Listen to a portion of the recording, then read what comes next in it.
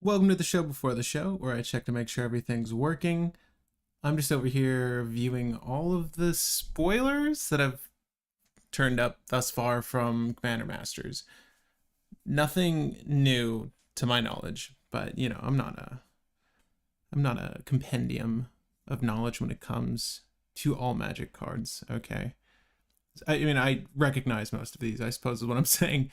Evacuation, the blue spells I don't really know, but evacuation seems like it would have been printed prior. Actually, there's a way to tell. Okay, cool. But how are you guys doing? We're starting a little bit earlier today. I mean, this is how I like to start these ideally, good 10 minutes before the actual hour. But for those of you joining, thank you. The run of show is going to be pretty simple today, very straightforward. It's in the thumbnail. We're going to be brewing Sliver Gravemother, as was discussed our last podcast. But because I've been asked a lot of questions about...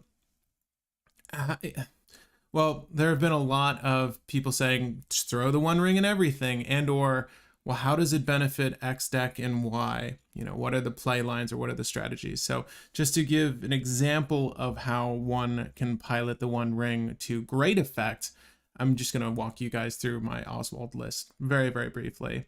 And so if I get questions on how to pilot it to any effect, I can just point to that video and say, see, by turn 2, we drew 30 cards, or, you know, whatever the case might be. That's an extreme exaggeration, but you get the idea. All right. GD Saber says, what's up? What's up? Not much. Just sweating it out in my studio. For some reason my AC thinks it's really cold in here, and it's not. It's very warm, as a matter of fact. But if you guys want to join me over here, welcome to view all these goodies with me. There's some cool stuff. I'm actually with the majority of people on the art reprints, like for things like Finale of Devastation, stuff like this. Just like new art forms for some of our, you know, older staples. But these ones at the bottom, my gosh, not the foil etched, but these, I'm actually a really big fan of. So One Piece TCG does something very similar with their like manga panel art showcases, their alternate arts. They're basically ripping art from the manga and putting it on the card game, which is great if you're a fan of the manga and would really like to play with that art. This is almost like it, where it's like it's just an extreme close-up of the character in profile. And these all look super good, in my opinion. Like, I love these a lot. Azusa looks amazing. Savala's amazing. Kozilek's probably my favorite because I like playing with Kozilek. That would go in the 99 of something. It's a little weird seeing them this close up, but at least you get more of an impression of what these guys look like in the flesh, these Eldrazi. Jonathan Earl says, hey peeps. How hot is it over there? I'm in the UK and it's raining. Yeah, these are sick. Let me get an actual number for you. It's 93, 94 here in New York. And the air quality, apparently there's still air quality warnings. We're still getting some smoke from Canada, but it's mostly past at this point. But yeah, it's hot. It's really hot, and my ACs are on like full blast pretty much this time of year, which is not ideal, but it's fine. We're gonna make it. We're not gonna sweat too much, hopefully. Fingers crossed that Krenko gets new art. I also like the profile stuff. Yeah, it's really cool. I think it's really tasteful, and I think if you're a fan of these legendaries, you'll likely want to play with this version of them. Like, Azusa is amazing. Like the artist that they chose to recreate these characters did a fantastic job. I can't say I'm like high on, I know how expensive these are going to be, you know, these old art of like premium staples like Jeweled Lotus. I already have a foil version from the previous Master set, or Commander, I forget what it was even called, previous Commander set, and that's enough. That's more than enough for me. I just want it to be foily. It doesn't need to be, you know, full art, crazy lotus petals flying everywhere. I know for a lot of people, like, this kind of stuff is annoying anyways. You can't see my cursor, but, like, text covering up, rather, art covering up the text on the card. Like, here it's a little bit better how it's, you can see what I'm talking about on the lower left-hand side, where it's not covering up the text still lends the impression. I wonder if this is how that's actually going to look like. And also the Spellseeker is amazing. All of these, like if you needed a personal tutor, get that one. It's so ridiculous. Arcane Signet as well. They really took a page out of the alt art catalog. I don't know if you guys follow the aftermarket scene for Magic the Gathering cards and just getting artists to paint over cards. There's been a lot of different, obviously, styles employed by these artists, but there are some through lines with how people like their cards painted, and you can see a lot of those details show up in what they're doing now. These profile cards, though, are kind of unique, in my opinion. I haven't seen any alt arts like this done by artists. But then, again, like I was saying, there's a lot of stuff that very reminiscent to some artists I've seen working in the space doing alt art. You're hoping for a Krenko, right? So we do have Krenko in the set. I don't know. I haven't received MTG brand ambassador here. I haven't received anything from the set yet. It's to my understanding that I should be receiving stuff tomorrow. I don't believe I can share what I'm receiving with you quite yet. I'm trying to get confirmation, but if we can do an unboxing, that'd be really fun and just check out things firsthand. Obviously, with these releases, they try to pad out what's shown over the course of a week or so. So I don't imagine I can just crank open whatever I'm receiving and just show you what I'm receiving. But in due time, hopefully we'll get a chance to look over the full set in its entirety together. There's the card we're going to be discussing today, though. Sliver Gravemother, which I've never built a Sliver list. Like, I understand the tribe is pretty powerful, but I've never built a Sliver anything. So I'm very excited to take a crack at that. And there's my Oswald list. It's in the description if you want to check it out. I also have the Sliver Gravemother list up. We're not going to use this many lands, mind you. It's just all the duels and all the shocks are in there with all of the fetches, right? So that makes up 30. And then we have some rainbow colored lands. We're not, again, going to use all these. We're going to take out some of the shocks. We're going to take out some of the shocks once we figure out what our actual color pie looks like. I don't know with Sliver Gravemother what we're necessarily going to prioritize. I think Sliver or Overlord, excuse me, is going to be functionally part of our combo here, though. And I want to just look over every Sliver and then sort of piece together what our Sliver lines are for the Gravemother. And then ultimately we can cut lands, right? So it's going to look more like 29 lands, I would say. Maybe 30 just because it's so color dependent, but it's weird with WUBRG commanders. Like I love the having access to all of the cards, but paying for WUBRG costs is always a pain in the butt. You know, it's not like having a Najeela or Kenrith. But yeah, we have that up. We have Scryfall up, which we're going to use for searching. If you guys want to actually take the deck that we built today, feel free to copy and paste it. There is a function down here for you to do so. Can you see that? You can see that. Yeah, so you can copy this and put it on your editor of choice. Go for it. I'm building Krenko right now. Right now? Feel free to share it in the comments after this video. They don't let you share links in the live stream chat. You didn't miss it. No. A version of Krenko? No. I just got back into Magic from a 10-year hiatus. That's a long one. I'm going to be playing around with Elf Noble deck until I get a feel for it. Yeah, are you jumping back in with Commander? Magic's most popular format, apparently. Or at least that's how it's touted. It's fun to play Commander with the right group of people. So find the right group of people and you'll have a good time. I like the moments when I see something the guy who reintroduced me to Magic doesn't see, like Vile Tutor? Search up Gravecrawler. Oh yeah.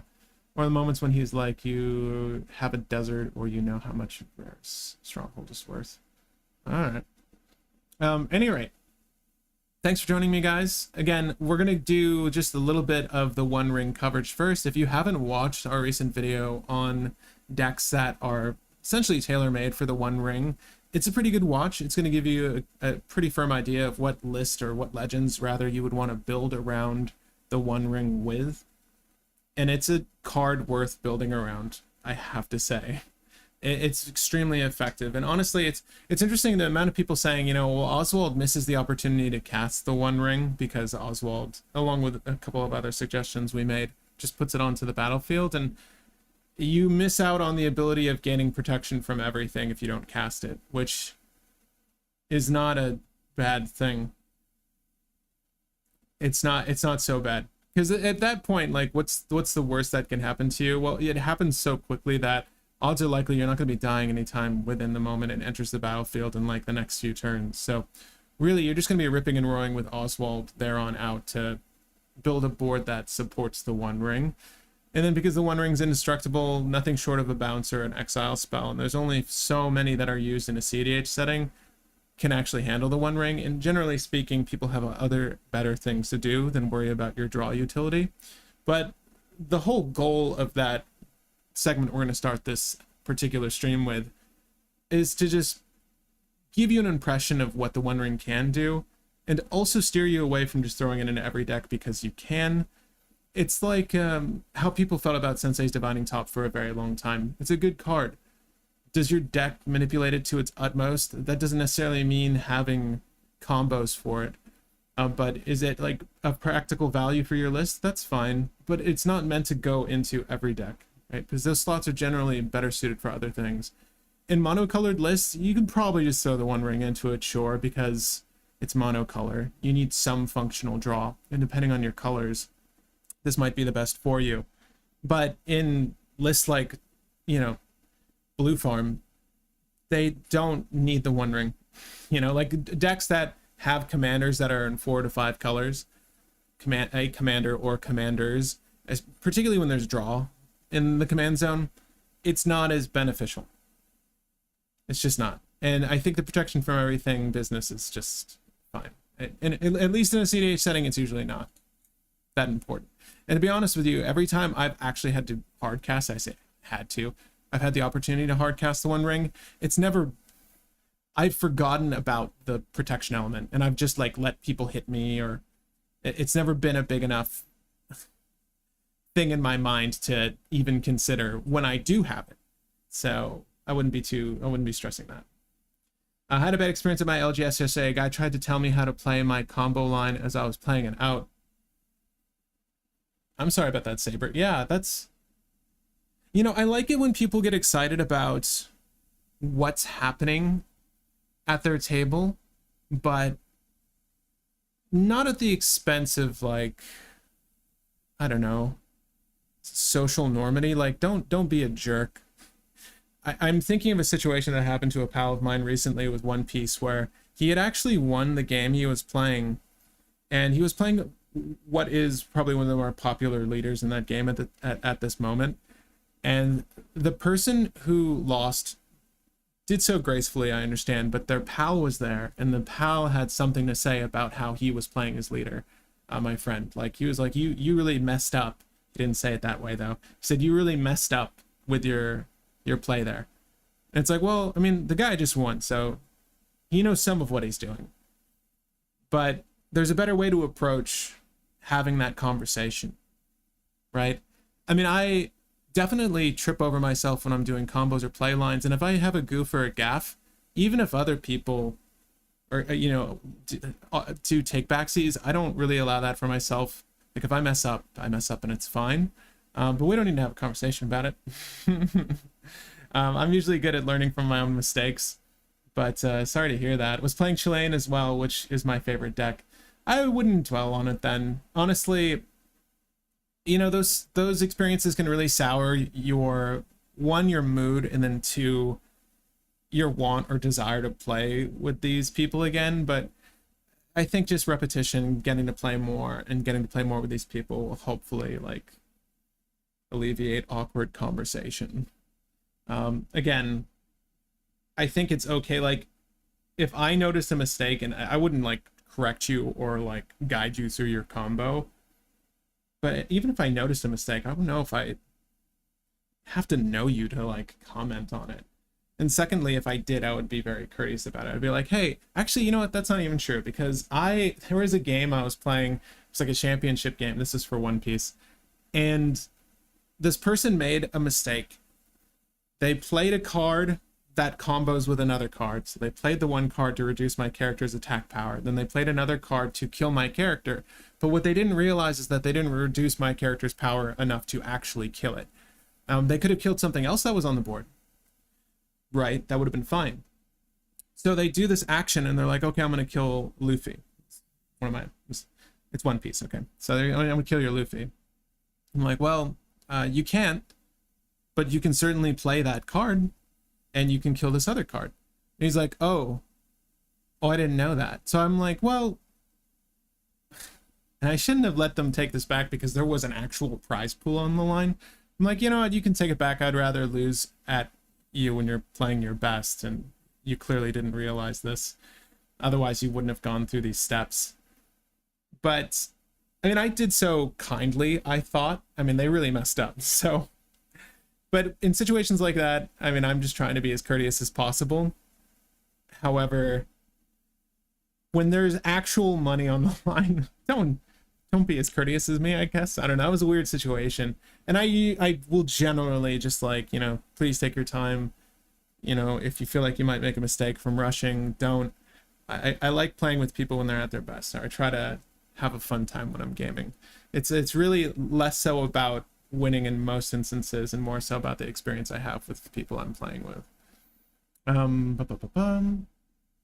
Had Omi get knocked unconscious because he said something very similar during a Magic game at our local store. The commercial before this locked me out and never ended, and I had to back out and research. The commercial? The commercial? The thing is, it was a Lauren line, which is impossible to mess up. Huh. It's all about respect. You have to respect everyone, even if you don't think you need to. It's getting up and declaring something in someone's face while people are around. That's the problem. Yeah, it's awkward. I've noticed a lot of people shouting out at these One Piece games I've been attending, judge. And the game isn't that complicated to where I need to call a judge ever, really. But I feel like there's some shenanigans that happen with some of the players, and it is what it is. I go to so many different game stores here in the city, too, that I run into a lot of the same people and then a lot of new people. And there are some game stores that I just attend, and others I don't. But at any rate, I think it's time to officially start. If you guys want to see how to manipulate the One Ring successfully, we can talk about Oswald. And really, again, this is just so I can point to this video in the future and say, hey, this is what I mean when like the One Ring's effective, and you could probably use it in this deck and where it's not effective. But I'm Patrick Marlette, your local game guy. I hope you enjoy this live stream today. We can use it as a Q&A for the most part. If you guys want to talk about Commander Masters, obviously Sliver Gravemother, please let me know. If you're interested in the One Ring, well, then this is the segment for you. Okay. So, Oswald Fiddlebender is pretty simple. He just acts as a birthing pod, essentially, for artifacts. Right? So you sacrifice the thing, say it costs 0, it needs to be an artifact, then you can get something of equal value +1. Right, and put it onto the battlefield. Unfortunately, it only operates at sorcery speed, so you know you're kind of limited on the playability of this for your turn, but that's not the end of the world. There are a lot of things in this list that work in tandem with the One Ring, and we can sort of play through them now. You'll see how that functions. Ooh, well, we're starting with the One Ring, but we're also starting with no lands and no ability to play it out. Would I keep a hand that had like a mana vault and a turn 2 the One Ring? Probably. The only issue when you're hard casting the One Ring, and why I don't really care about the whole business of it being, you know, giving you protection from everything, is the fact that it can just be straight up countered. In a lot of instances, I feel like if you give someone the opportunity to counter this, they will, or they should, if they know that it's your deck's main play line. Oh, feel free, by the way, I'm sorry, I should mention, there is an ongoing poll about Commander Masters. It's interesting to me. I'm trying to do more polls just for my own general knowledge, but affordable reprints seems to be the big to-do for people from this set. So definitely fill out this poll if you're interested in the draft experience, new singles, new legends, and or just reprints from Commander Masters. And feel free to leave a comment as to why you're interested in Commander Masters outside of it being a commander specific set. This is not a keepable hand. We're not going to keep this. Yes, it is keepable in the fact that I can turn one out pretty much my whole hand, but I can't say that this is like an overly exciting start. My goal is to get Oswald out on turn 1, which we could not do. It would just be this. And honestly, Magerite Stone is the best thing to play into here, but we can do Arcane Signet and Sensei's Divining Top, as I mentioned earlier. It's not for every deck, but it's a win con here, so we're using it. So this is a decent start. One of the best cards in this list happens to be a card called Treasure.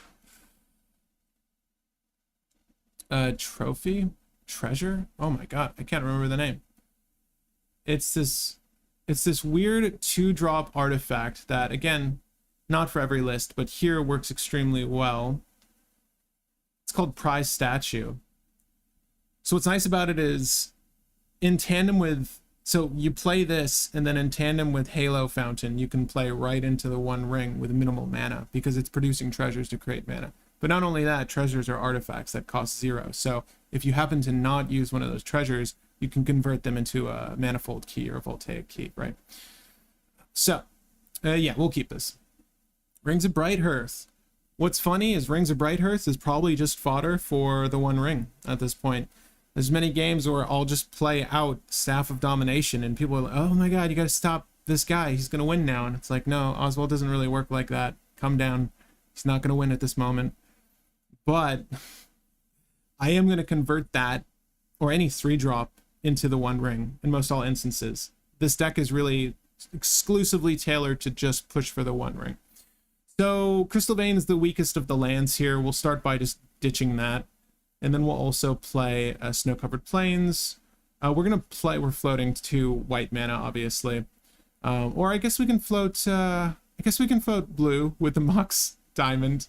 And then we'll play out Oswald Fiddlebender. Okay? Hopefully no one counters him. He's not that scary. Please don't counter Oswald. All right, next turn. Oh my gosh. Was I not just talking about this card? Here, this is perfect. This is the perfect illustration. I couldn't have planned for this better.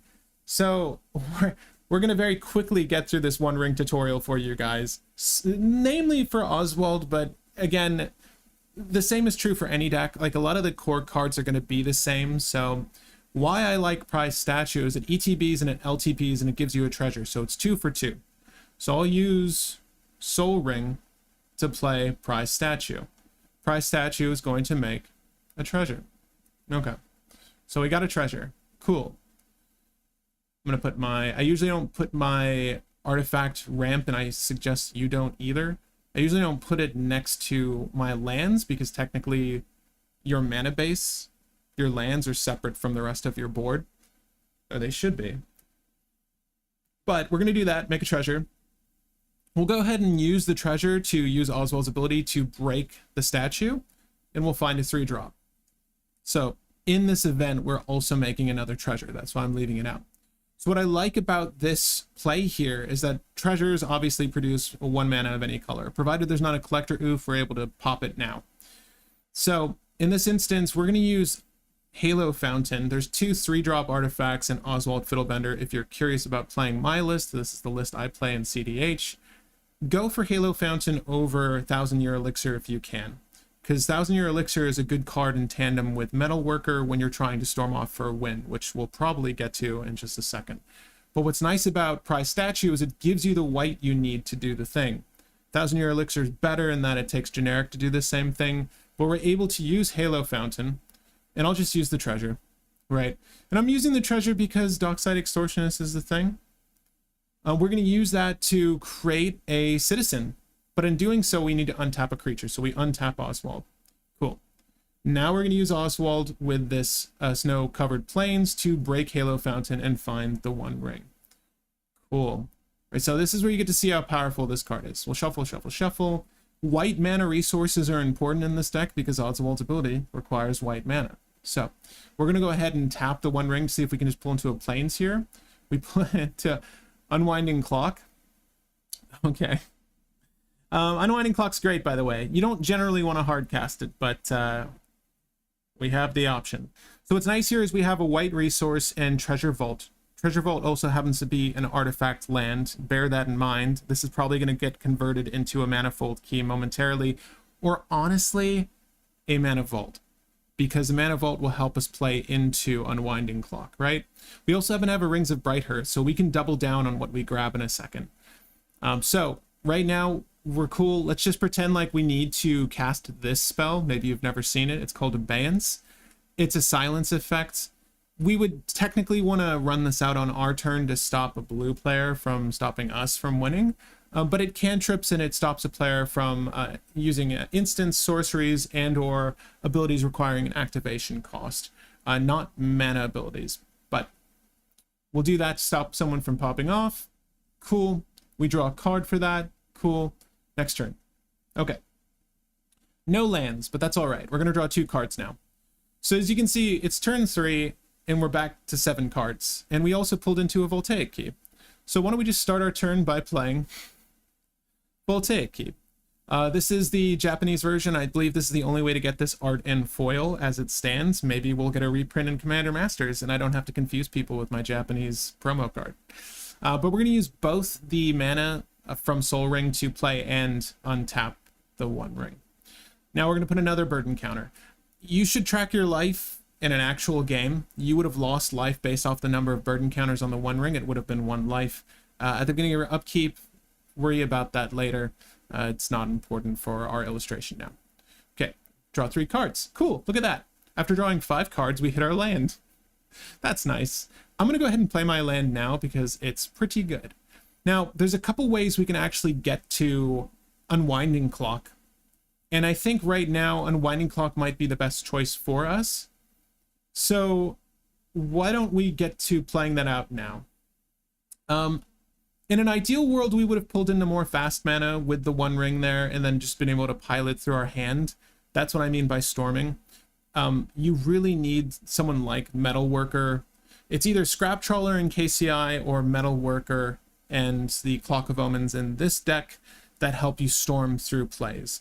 And whichever one we get to, I'll illustrate how that functions.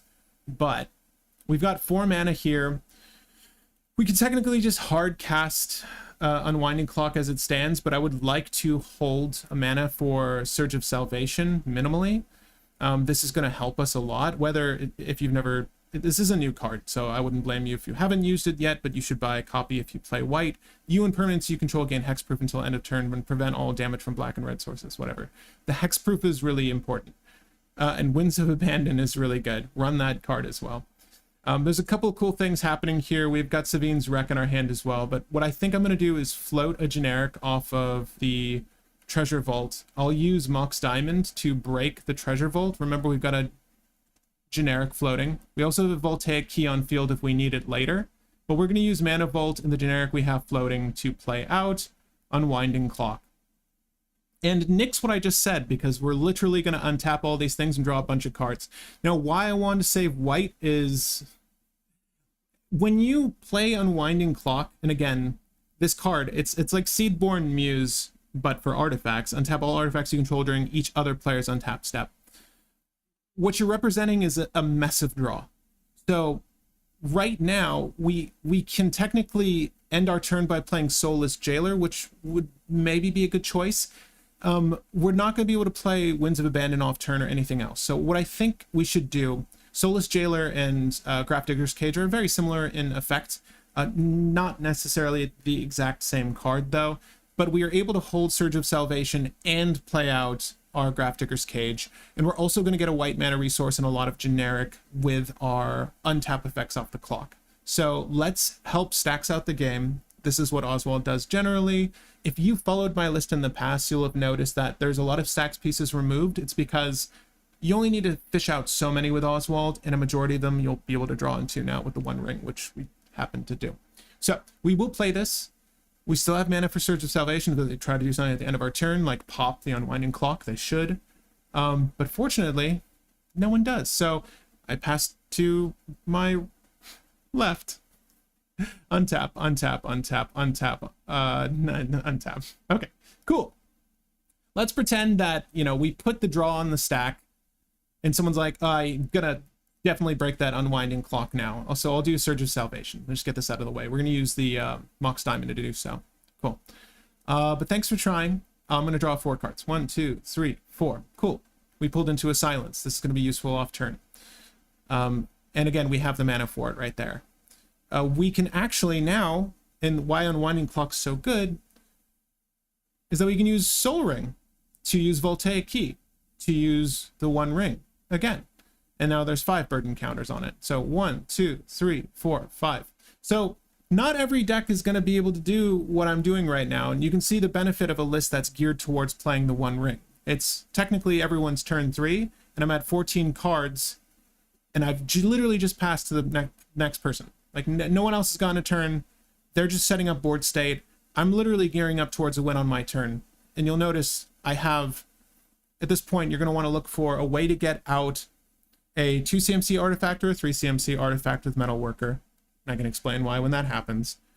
But we have a generic floating. Honestly, nothing else I want to do unless there was a threat imposing us, which is maybe a dispatch for clearing something.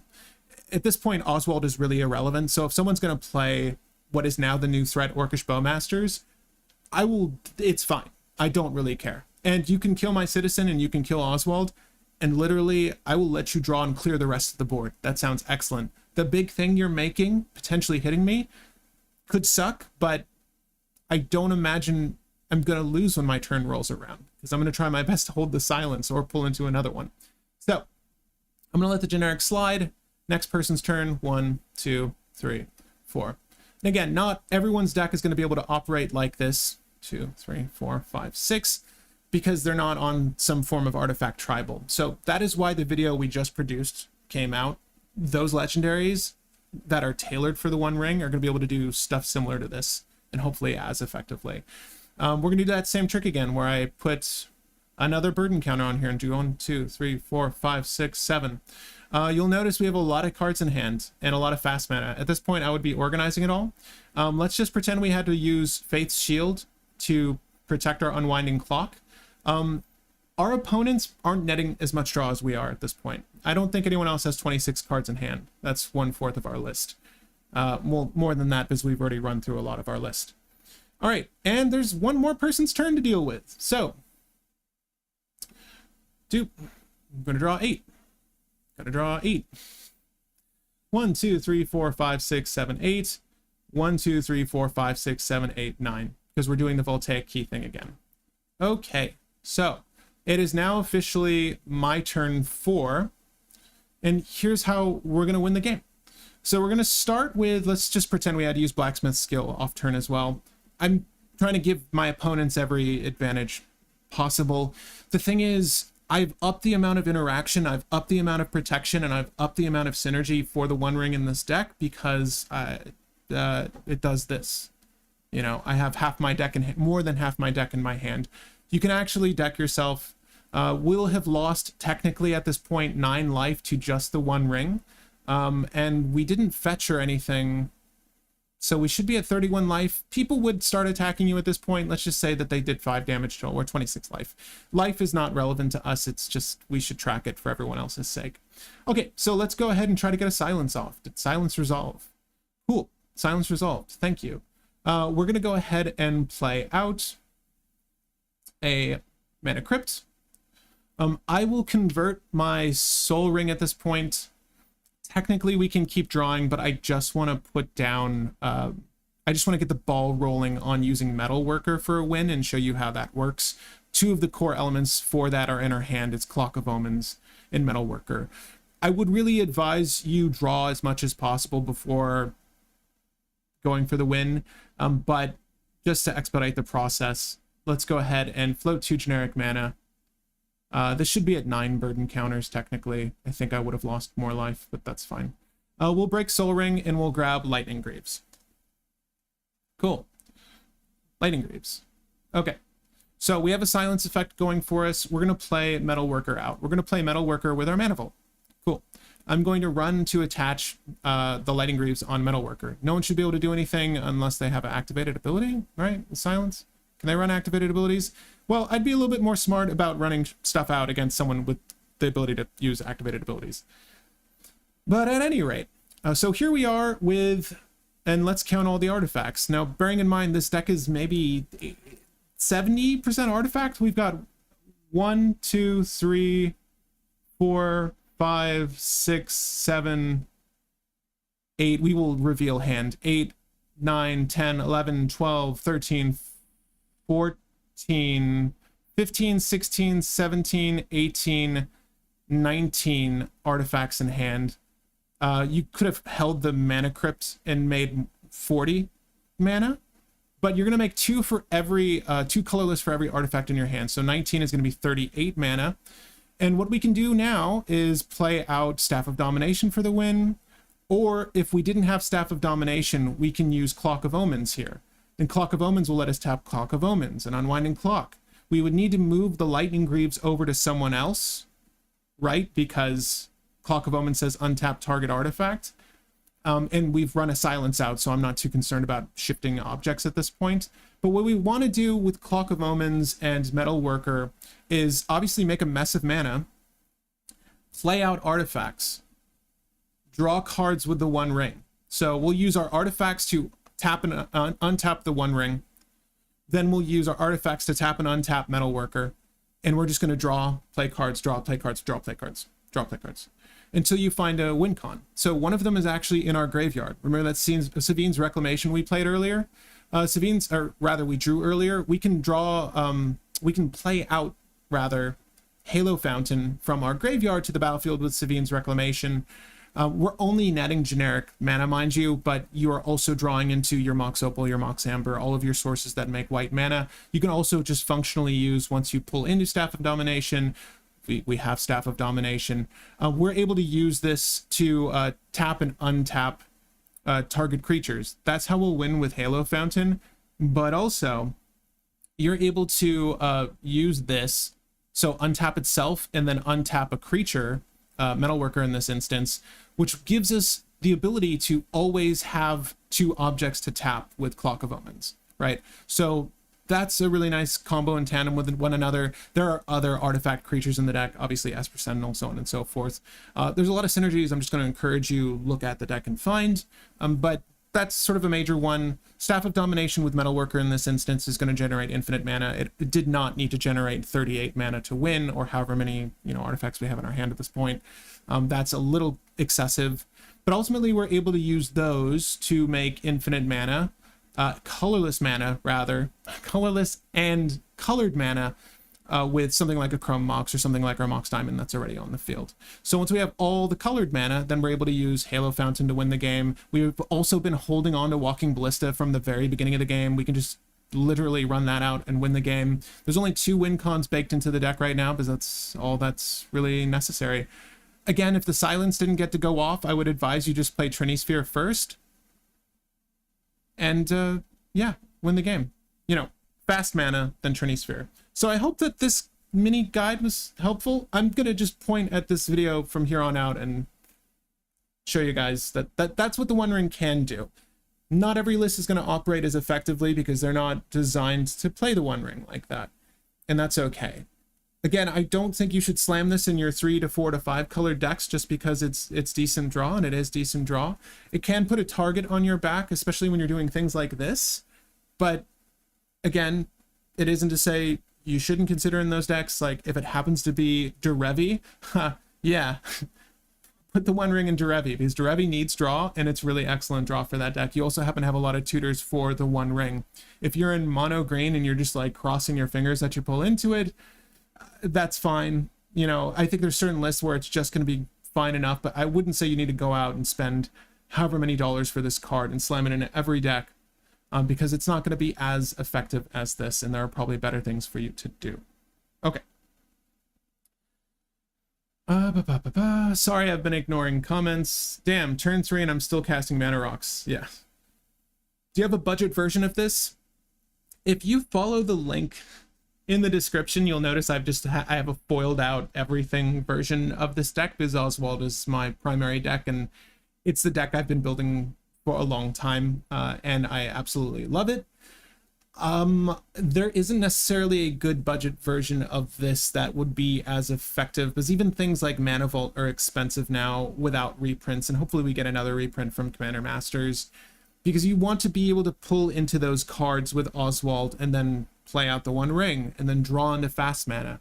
And things like your Mox Opal, your Mox Diamond, your Mana Crypt, they're going to be expensive. So what you just saw me do was really relying on, well, certain play lines, the draws I was getting, and there's even a Burst of Energy, I believe, in my hand at some point, and that there are play lines with Burst of Energy. But you do need the fast mana to get the ball rolling on certain strategies, and obviously you're not going to win the game with a Metal Worker, because Metal Worker is very expensive, right? I think that's probably going to be a majority of people's budget right there. Even like a damaged version of Metal Worker, I would say, is around $90, if not more. So probably just rely on KCI and Scrap Trawler. And what do I mean by that? The same thing can happen if you have KCI and Scrap Trawler, because you'll be sacrificing artifacts to help storm into more artifacts, and you'll be manipulating the artifacts you play for untap with Clock of Omens just the same, right? So I can't, right? And even if you don't pull into Clock of Omens immediately, you could sacrifice Voltaic Key and then play out the Magerite Stone, and then crack the Magerite Stone, and Scrap Trawler will grab the Voltaic Key and use the Voltaic Key with the mana you generated out of KCI to untap the One Ring and draw more cards. You get it. The Storm is not as... it's not as efficient as using Metal Worker, and even Metal Worker's niche, but in this instance, it's very good. Is there a way I can make this play casually? Yeah. I mean, I think if you just took out all the fast mana, then it would be very slow going and casual. Just be wary of all the removal you'll run into. Like, I feel like it'll be difficult getting to the state we got to unless you were doing it very quickly, right? That's the issue. Usually those first few turns of a cEDH match, people are just setting up. It's very much solitaire. Like, no one really cares what you're doing. Maybe a free counterspell will occur. Or maybe someone like me would play a Silence or some stacks to slow down the board. But it's difficult to say that this will be as effective in a casual setting. But really, I would just advise you take my list and take out the cards that are too expensive. You can make a casual version of this. It would just be slower. It's really just the fast mana that makes it this way. Don't even know how many win cons my deck has. I'm attempting to produce inorganic win cons of creatures and abilities that trigger another ability that triggers another, letting their triggers. I would look, Jonathan, if you're... what you should always do, I think, when you're starting to build a deck, and we can sort of walk through this when we do Sliver Gravemother, is look for the core play lines and then look at just having at least 2 win cons in your deck at most, right? So not things that are catalyst for win cons, but like what... So in Oswald, as I illustrated, like Halo Fountain is 1 win con, Walking Ballista is another win con.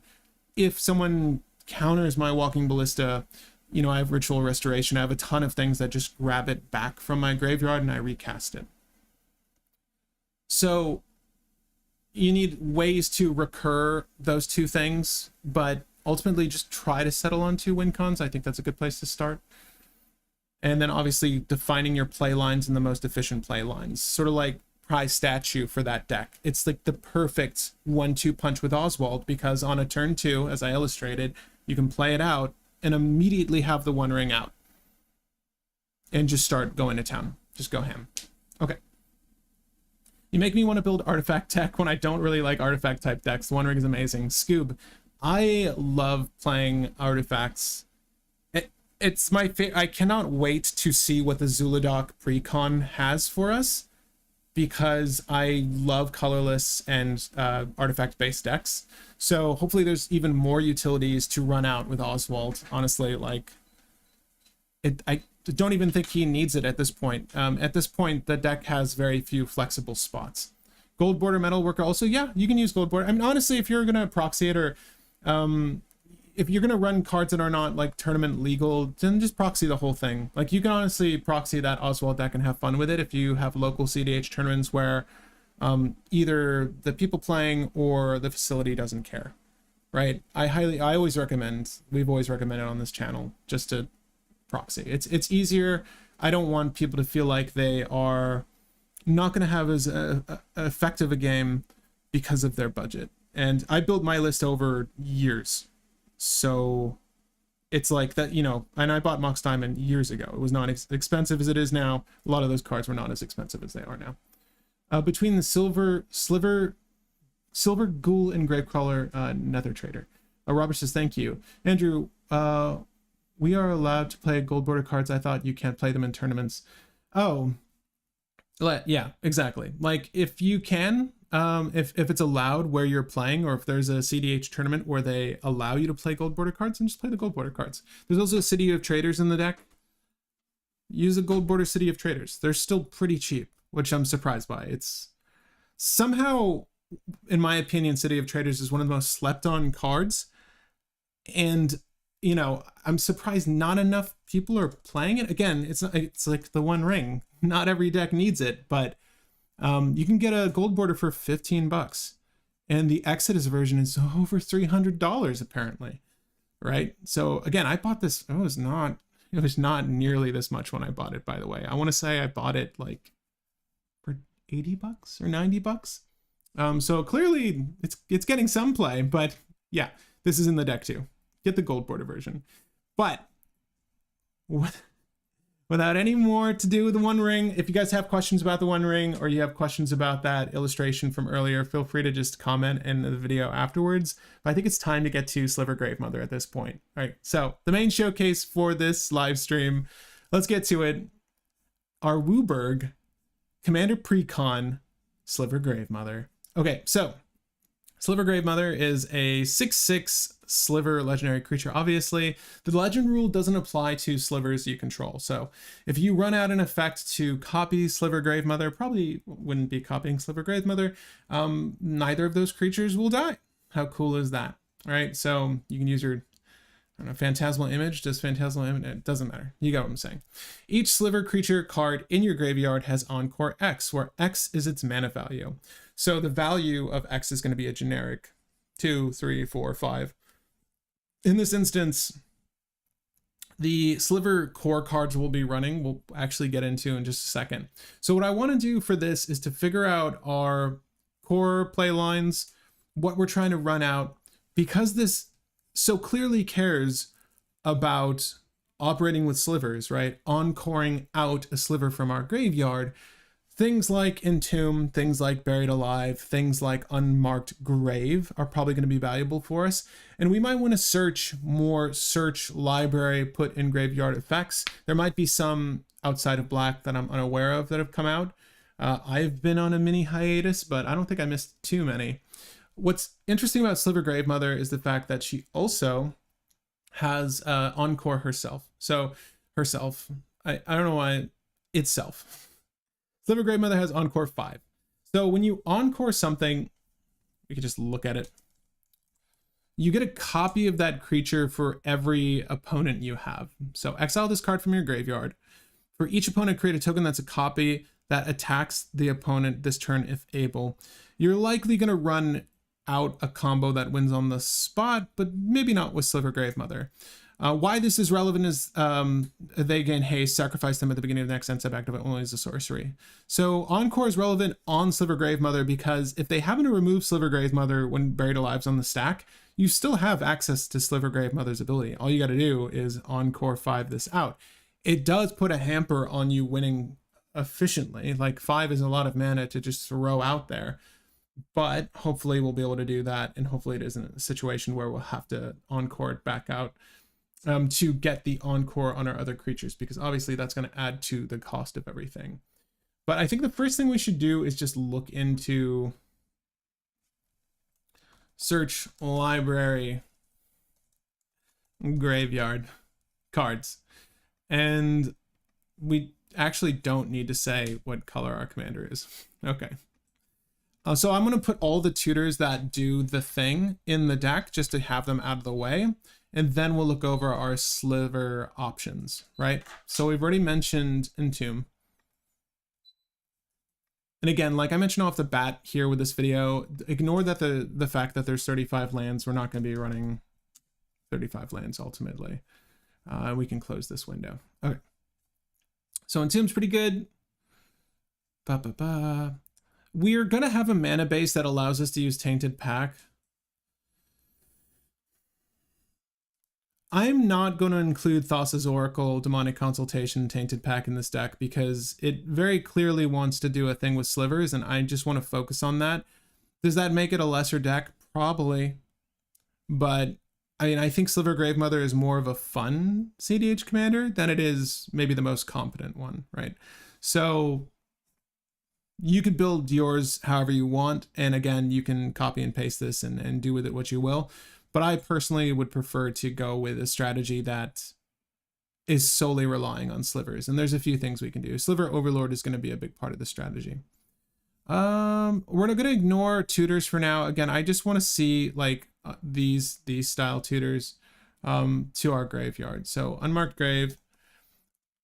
I don't know if Unmarked Grave is going to stick because a lot of the slivers that we're likely going to want to encore are legendaries, and this only finds non-legendary, but we'll see. Buried Alive piles are probably going to be our best friend here because it's a sliver strategy and all of our slivers have encore. Mana Echoes should probably go in for more encore. Yeah, so it's actually a really cool strategy with encore cards if you've not seen Mana Echoes. But it's a good way to pilot out encore cast activated abilities, because whenever a creature enters the battlefield, you may add an amount of colorless equal to the number of creatures you control that share a creature type with that. So you're going to have Sliver Gravemother, and you're going to have the 3 encored creatures. So you generate 4 just doing that. It pays for itself ultimately, right? So on the same turn you use Mana Echoes, you're going to get value from it, and enough to make up for its cost. And because Encore only costs generic for us, it doesn't matter that we're only generating colorless mana here. So yeah, I see Mana Echoes being a very viable card for this list. Totally agree. What about Food Chain? My qualm, Robert, with Food Chain is that I would almost rather just play the first sliver if I'm going to focus on Food Chain and like tailor our land base to play green. And it's a different strategy, I think, than what we're trying to go for here. But no, it does make sense. But you know, the mana from Food Chain doesn't help with activated abilities. So I would rather we focus on cards like Mana Echoes, I suppose. But again, you can do whatever you want with your own build. I'm not going to say it's a bad choice. Okay.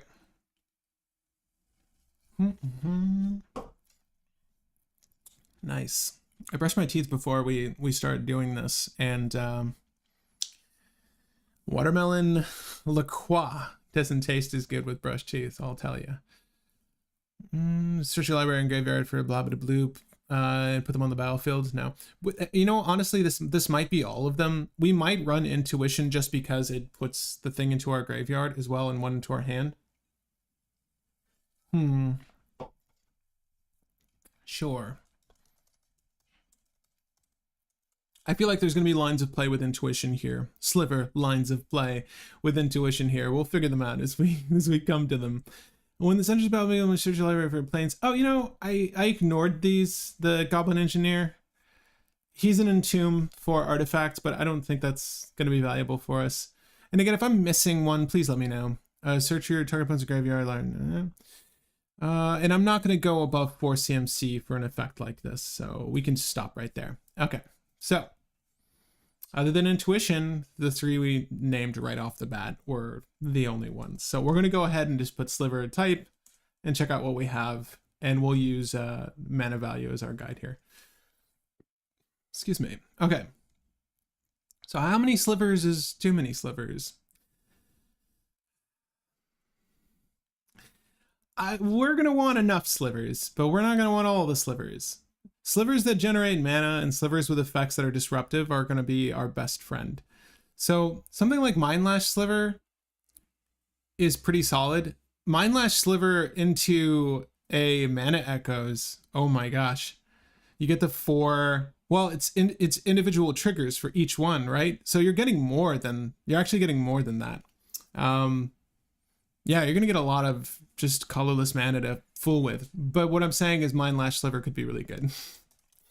So we'll do that. It's nice when you have, it's each player, mind you, so you could probably make them discard their hand before you try to pop off. That's not so bad. Gale Rider Sliver is important because of the evasion. So yeah. Ultimately, we're gonna probably win with combat, right? So slivers we control have flying is really nice. We'll probably want to go for just enough of a massive board to where they can have blockers and it won't matter. Also, maybe Zerta can reduce those costs. It's not a sliver, but good nonetheless. You know, I get that. Is Hermit Druid a good fit for the deck? And the answer is yes. The answer is yes. We were actually talking about this, Will and I, over the weekends. Like, if you didn't attend the podcast, that's fine. Yeah, I'm so upset with you. But we did discuss Hermit Druid as a viable like strategy. Just dump your deck to grave and then recur your slivers that way. And it costs you the cost of Hermit Druid. Obviously, it's a little slow, but if you had some form of haste, I guess you could get to it. Well, there you go. Sacrifice this creature. This deals 2 damage to target player. No, we're not going to do that. That could be an outlet, but I don't think we're going to use that as an outlet. Cautery Sliver. Sacrifice this, put the next damage, deal 1 damage to any target. That's kind of cool. I don't think we need that necessarily. I've never played slivers. I don't know all the slivers, and I don't know all the best. Slivers cannot be the target of spells or abilities. Crystalline Sliver. I like that. I don't know all the best slivers or like what the sliver strategies are. So if you know of any like particular sliver strategies, feel free to throw out like combinations or play lines that you enjoy. Cloud Shredder Sliver is a little bit better than our other flyer, isn't it? The haste enabling is relevant, really relevant. Excuse me. We should look for, wasn't there one that's just said tap? Deals 1 damage to any target player or planeswalker. Blade Back Sliver. Okay. So, you know, ultimately a lot of these slivers can function. We might want to add some effects that let us just tap our slivers for, you know, mana or something so that these bodies are doing something more than being combo enablers or finishers. But right now I see flying and haste as enough of a finisher. And remember, when we encore, they have haste, or rather they can attack this, or they need to attack this turn. But flying and haste is going to be good in general. And then we have 2 forms of flying for a wide board swinging in. And then we're going to want some Anthem Slivers. And I believe there are some Anthem Slivers. Or we can use Blade Back Sliver to help kill players. It's potentially better to roll with mana producing slivers and just the Cautery Sliver. I'll put that in for now. Okay. What about Warstorm? Is Warstorm another effect where creatures enter and it does a thing? Whenever a creature enters the battlefield under control, it does damage equal to its power to any target. It's a little expensive. I think like an Impact Tremor might even be more effective for us. I can't say we're going to use ad nauseum, but I do want to consider the cost of our deck just for the time being in case we want to run out an ad nauseum. Again, that's not as effective as just doing a Buried Alive with the proper cards, because I think we're going to use Sliver Overlord is the tutor. That's the one that's going to be backbreaking. Since they're coming back from the graveyard, says Robert, with Warstorm, yeah, technically we could. Lava Belly Sliver is what you probably want for non-attack win con. Basil Sliver works for colorless. Gemhide Sliver, ooh, tap for mana. All slivers are colorless, that's not useful. Pay 2 life, return this creature to its owner's hand. Okay, add 1 mana of any color. There's 2 slivers that generate mana. So, I mean, I might just put those in for now, the Gemhide Sliver And again, we're going to cut a lot of these. Like once we find what really works for this deck, Mana Weft Sliver. Mana Weft. Sure. Mana Weft. If ever. Thorncaster Sliver. Here, when I get to it, I'll get to it. But I'll keep my peeps peeled for Thorncast Sliver. All slivers have reach. That's not useful. Sinew Sliver is not bad. Again, for the Anthem effect. Whenever Slender becomes block, it gets +1/+1. No. There's got to be a better Anthem than this, but we'll put Sinew Sliver in for now.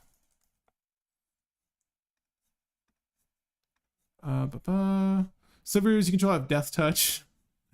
Slivers have Menace. Okay, some more evasion there. All slivers have flying. Okay, that's cool.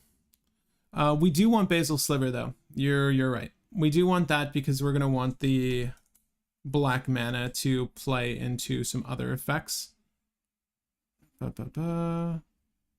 Basil Sliver. I got a feeling this is gonna be a very confusing deck to do the play lines in, or at least for me it will be.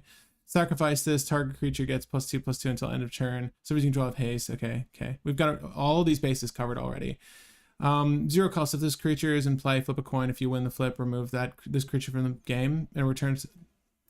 Well, that's not really good with the copies we're generating, but that could be fun elsewise. When this permanent enters the battlefield, it destroys an artifact or enchantment.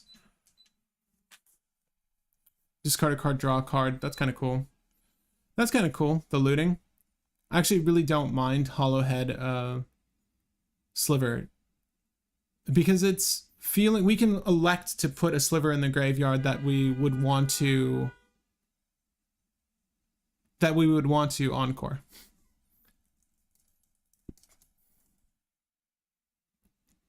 What will you do if you face another sliver deck? I don't know.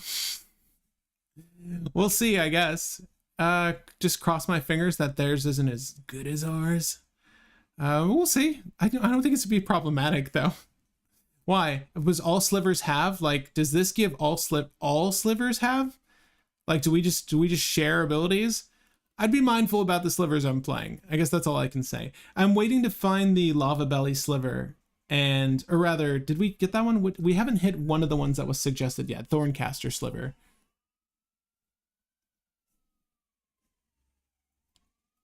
Give me 1 second. Spiteful Sliver. Slivers, when this creature attacks, is dealt damage, it deals that much damage to target. That's kind of cool, actually. Usually MTG Go crashes with multiple Sliver decks, really? Oh, that's tragic. So remember that any Sliver with an Anthem that provides that Anthem to other creatures will make our whole army massive. Whenever this creature deals combat damage to a player, put a 1/1 counter on it. No, that's not good. All slivers have +2/+0.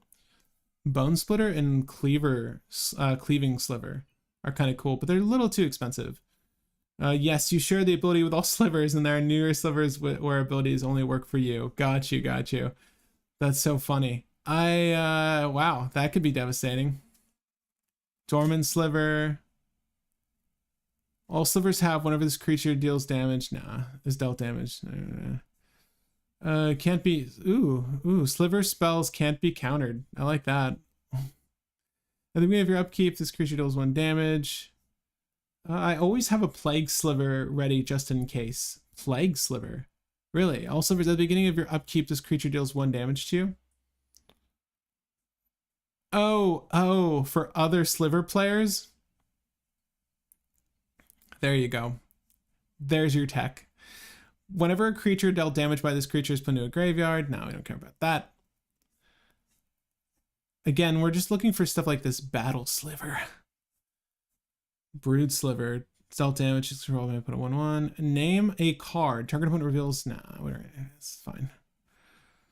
The ones we're really going to be looking at are these multicolored ones. Those are the ones that are going to be ridiculous. All slivers have Absorb 1.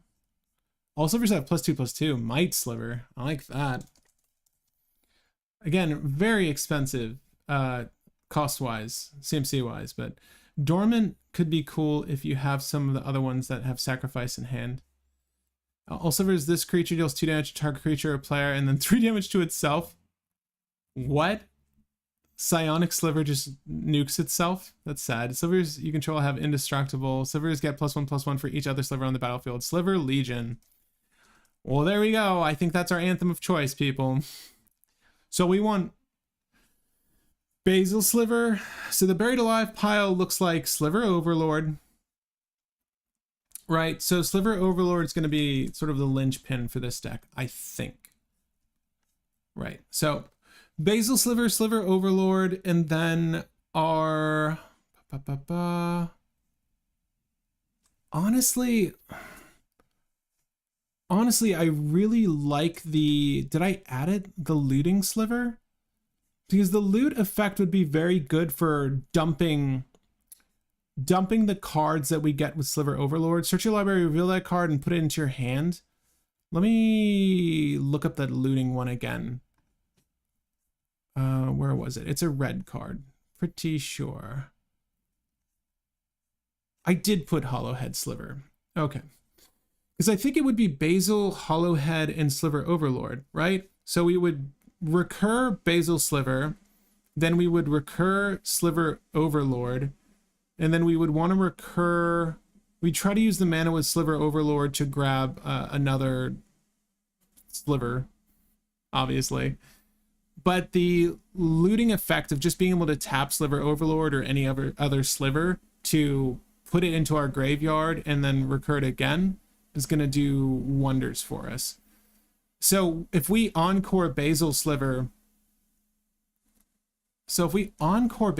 exile this card from your graveyard. For each opponent, create a token that's a copy of it against haste. So it's only 6 black when we bring that creature back. We're going to have to work through these lines, but we'll get there. Deals combat damage to a player, its controller draws a card. Okay, cool. Whenever this creature attacks, we can definitely talk about, though, more of the Impact Tremor, Warstorm, Surge effects. Warstorm effects. I don't know if you... Okay, so I did not see Thorncaster, so let me just look that up really quick. When this creature attacks, it deals 1 damage to target creature or player. We can put that in. And let's save out. Okay. So before we proceed, I just want to get an impression of what the deck is actually doing. Probably important, right? Okay. So we have our creatures here. I'm going to say that the Buried Alive pile is going to look like... It's kind of a sick secret lair. Is this what it normally looks like? Hold up. Oh, okay. That's what it normally looks like. That's a really cool looking card. So the Buried Alive pile is going to be Sliver Overlord. Search your library for a Sliver card, reveal it, put it in your hand, and so okay. Basil Sliver. Did I not put it in? There it is. Basil Sliver. So we pay 3 to generate 6. You play out Sliver Overlord.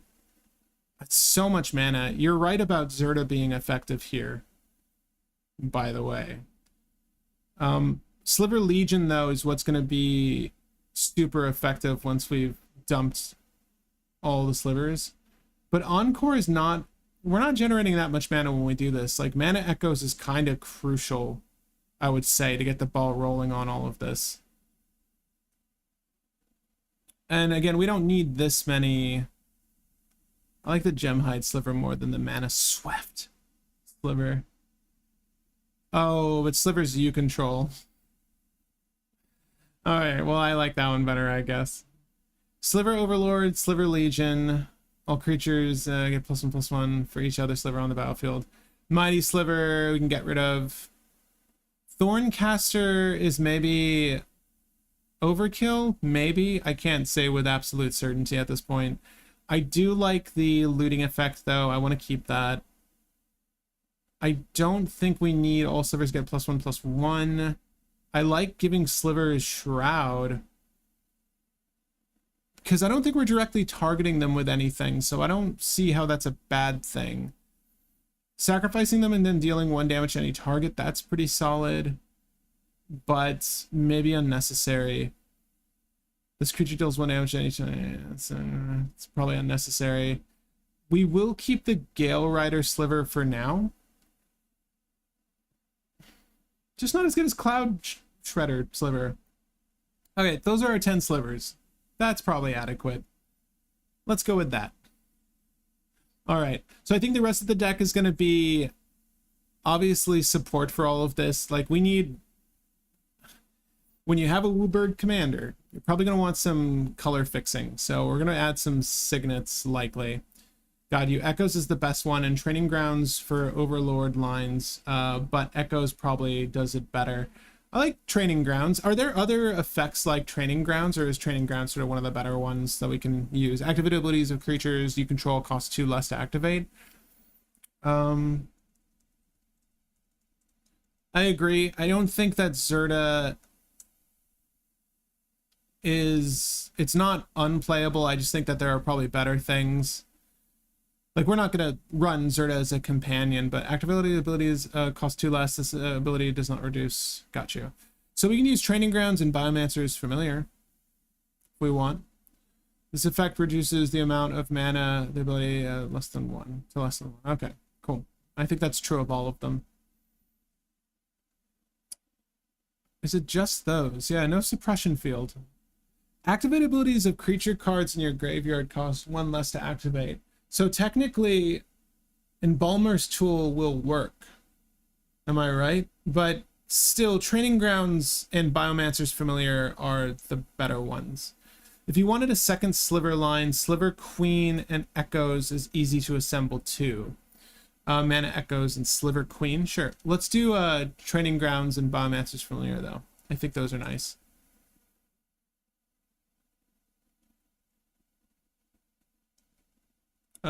Wait, whoa. Training Grounds in Biomancer's Familiar.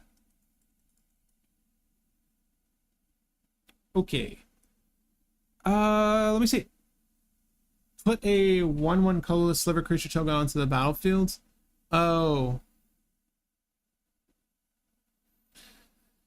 yeah, I just read right over that. I don't hate this. Is there a different Sliver that does the same thing?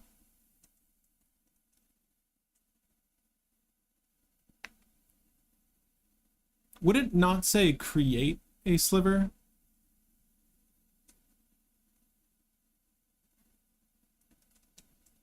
Create.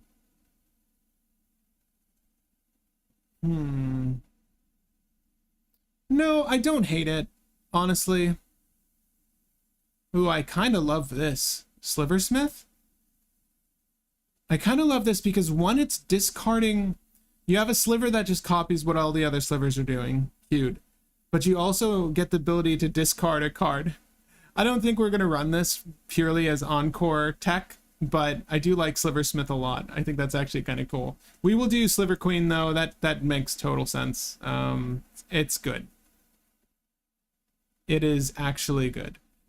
And we'll need the Sliver that gives us haste. So... but thank you, Invader. I agree. I think that's a good include. So let's go ahead and add our fast mana at this point. It's going to be Mox Diamond. It's going to be Mox. Mox Opal. We'll cross our fingers. We will run... See, now, when I look at things like Grim Monolith and Mana Vault, I really think... Mana Vault less so, but...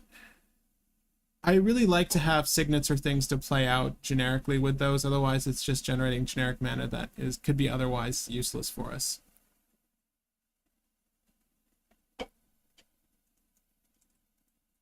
Let's get all the other basic ones out of the way, though. You will run Jeweled Lotus. It does feel weird knowing that our character is WooBird, but it's really no different than Lotus Petal in this instance, and if for some reason it's been cast once, then it'll pay the commander tax, and that's okay too. But it doesn't feel great as an include. Anyway, Mox Amber, I'm going to say no to. I do think we'll run Mana Vault. I do think we'll run Grim Monolith. And we're going to run Signance. We're not going to run all the signets, though. I think that we're going to do Arcane Signet. There's no way to look at our color pie here. Arcane Signet. Because we want to... We'll do Talismans. I lied. The Signets, I really don't like the Signets, but I would rather run out a bunch of tallies. Let's go for, obviously, the blue ones, because I'm not going to kid you. I think blue is probably going to be the most useful color for us, but I think as a secondary option, green and black are probably going to be the next highest use. So Witchclaw Talisman. I'm just going to throw Culling Ritual in. We'll see if we keep it. It's just on my mind. But we will use Talisman of Curiosity.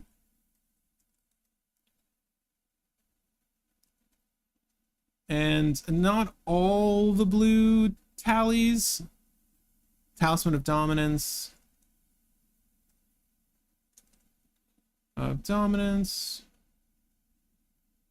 And we'll run the green and black one, which is Resilience. Yeah, that seems good to me. Technically, we could probably run out a Felwar Stone as well. I think that's a good idea for us.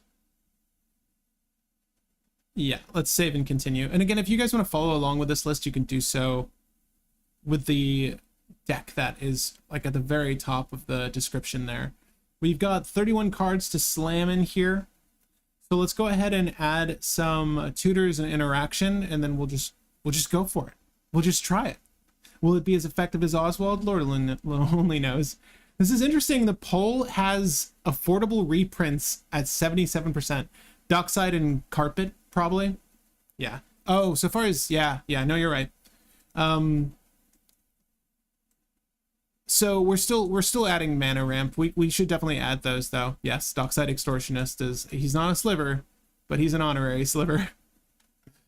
Okay. You could add a Utopia Sprawl, but that's kind of insanity. You can add a Wild Growth. Wild Growth wouldn't be horrible, but you'd have to be producing green to get it out in the first place, and then it would only produce green.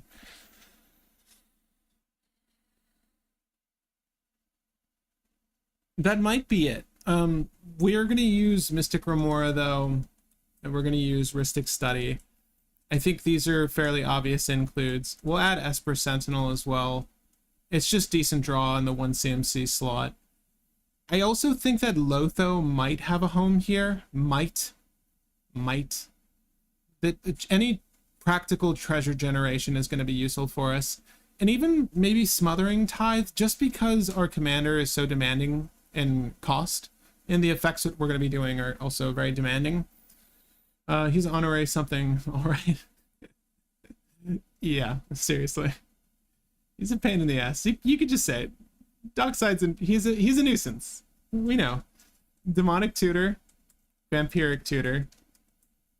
We'll probably leave it to almost exclusively the black tutors here. I already put Witchclaw Talisman in.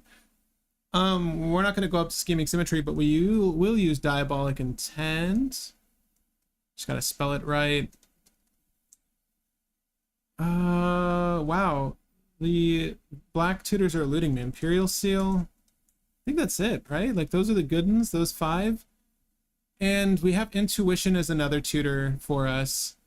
I don't think we're going to use Enlightened Tutor. I don't think we're going to use much else, though. Like, we want to get Mana Echoes out. And Mana Echoes is Mana Echoes is an enchantment.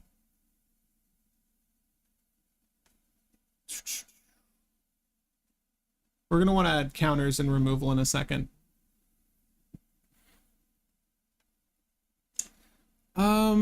Are there any sacrifice effects that are like Burnt Offering?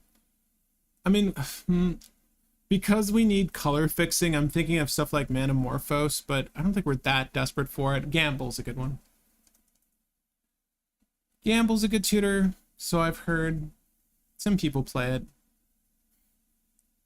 Honestly, gamble's great. Like, I don't care if I gamble it away either. Like, it's not bad if if that sliver we got went to our graveyard. If there's a sliver caught in our hand. And I don't think we're at the point where we would want to run any of the black, look at opponent's hand, make them discard it, or look at the person's hand, make them discard a thing effects. Like utilizing something like that on ourselves. I don't think we're that desperate. I think we'd probably go for the looting sliver to just get the ball rolling on that strategy. Yeah, that's it. That's really it, isn't it? Do we want to look at... no, that's enough. That's enough for treasure generation, mana generation, I think. I do not believe we're going to be rolling with ad nauseum here, and I do not believe... I mean, if we went with ad nauseum, we would go with, you know, Cabal Ritual and Dark Ritual, but I don't think we're going to be considering that as an option. I mean, it's really good draw. I still want like a Necropotence or something. Like, the deck is really full at this point. The deck is full and we don't really have all of the staple items in it, right? Go ahead and tell me your favorite blue counterspells and we'll just start throwing them in. How about that? Force of Negation. I'm gonna wait on Pact of Negation. But I like Spell Snare. I like Miscast a lot. I like Gitaxian Probe as just a free card. So get that out of the way. We'll do Mental Misstep. And if you're wondering if we should run like a Underworld Breach, again, I think that's for a different version of this deck. There are other lists to just do that better. I think we should probably just run for our Encore setup. Although, part of me feels like we should run a Reanimate line minimum.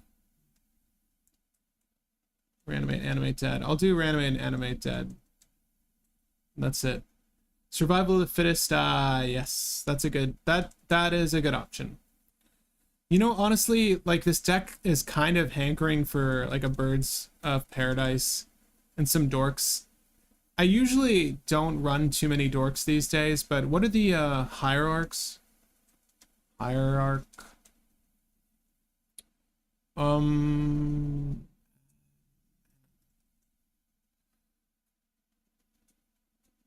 Mana. Oh, LED. Totally forgot about LED. It's like Ignoble Hierarch and Noble Hierarch, right? We could probably run those. Are there any other like Birds of Paradise types of cards?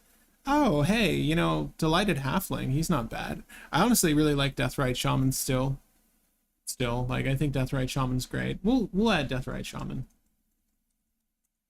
Swan Song. Thank you, Robert. Yes. Noble and Ignoble. Right.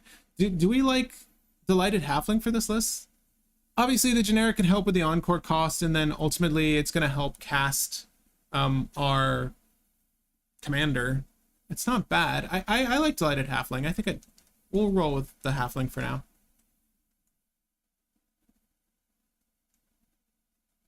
But yeah, feel free to holler your favorite remover, your favorite removal, your favorite counter spells. Let me know. I'm just trying to see if there's... I'm still iffy on... Oh, Metamorphose. This is the one I want. It's add X mana of any one color. Oh, never mind. Never mind. Forgot how that read. Springleaf Drum. That could be useful with some of our little dudes. Wild Canter. It's like a piggy bank. No, that's not good enough. We'll have the Noble Hierarch and Ignoble Hierarch. I can't say that they're going to stay, but I think those are the better ones to run. Noble, Ignoble. Pyre of Heroes. Pyre of Heroes. So, yes. Right, like this is clearly good for the slivers. We only have 10 slivers though, I think. Search your library equal to converted mana cost equal to 1 plus the creature's converted mana cost. So it would have to be 4 into 5. I don't think Sliver Queen is accessible. Like, that's a very easy combo with mana echoes. They're all 5. They're all Ruberg. Iffy on that.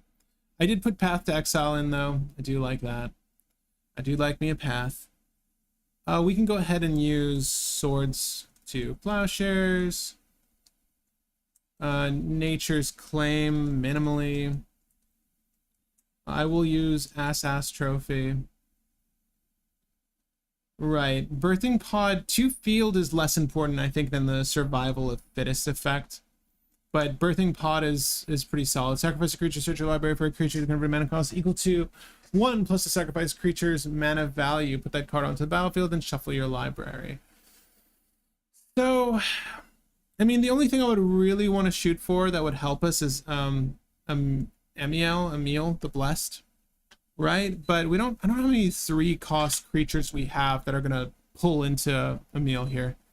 If you go with Dorks, Neoform and Eldritch Evolution are best. I totally agree, Braulio. I think that Neoform and so Neoform is 1 plus, Eldritch Evolution is going to be 2 plus. So that's going to help us the most getting out the slivers and whatnot. I think those are the ones we're going to want to roll with creature-wise. Yeah. And it's namely to get... We might roll with the Blessed. Emil the Blessed. We might roll with that. I still want to add more counter spells, though. I'm sorry. Dispel. Sort of lost track of where we were on that front. We're going to have to cut some cards. For sure. And remember, we have more mana, or lands rather, than we need. So I think it's 5 or 6 over. So we can actually add a few more cards before we start cutting. I'm going to put Birthing Pod on the side here, though, for now. I don't think Birthing Pod is a bad card for this list. Just not considering it highly quite yet. I want to use Emil to make Infinite Treasures. And we can do... What else can we do for Infinite Treasures? Obviously, this is sort of the best 1-2 punch for Dockside. I think that's really all I want to roll with at the moment. If we do a reanimate strategy with Buried Alive, I mean, we're really itching for Encore, but I think like the Animate Dead and the Reanimate are the main target is probably going to be Dockside, if we're being honest with each other. You know, we could actually put people at Orcish Bowmasters in here.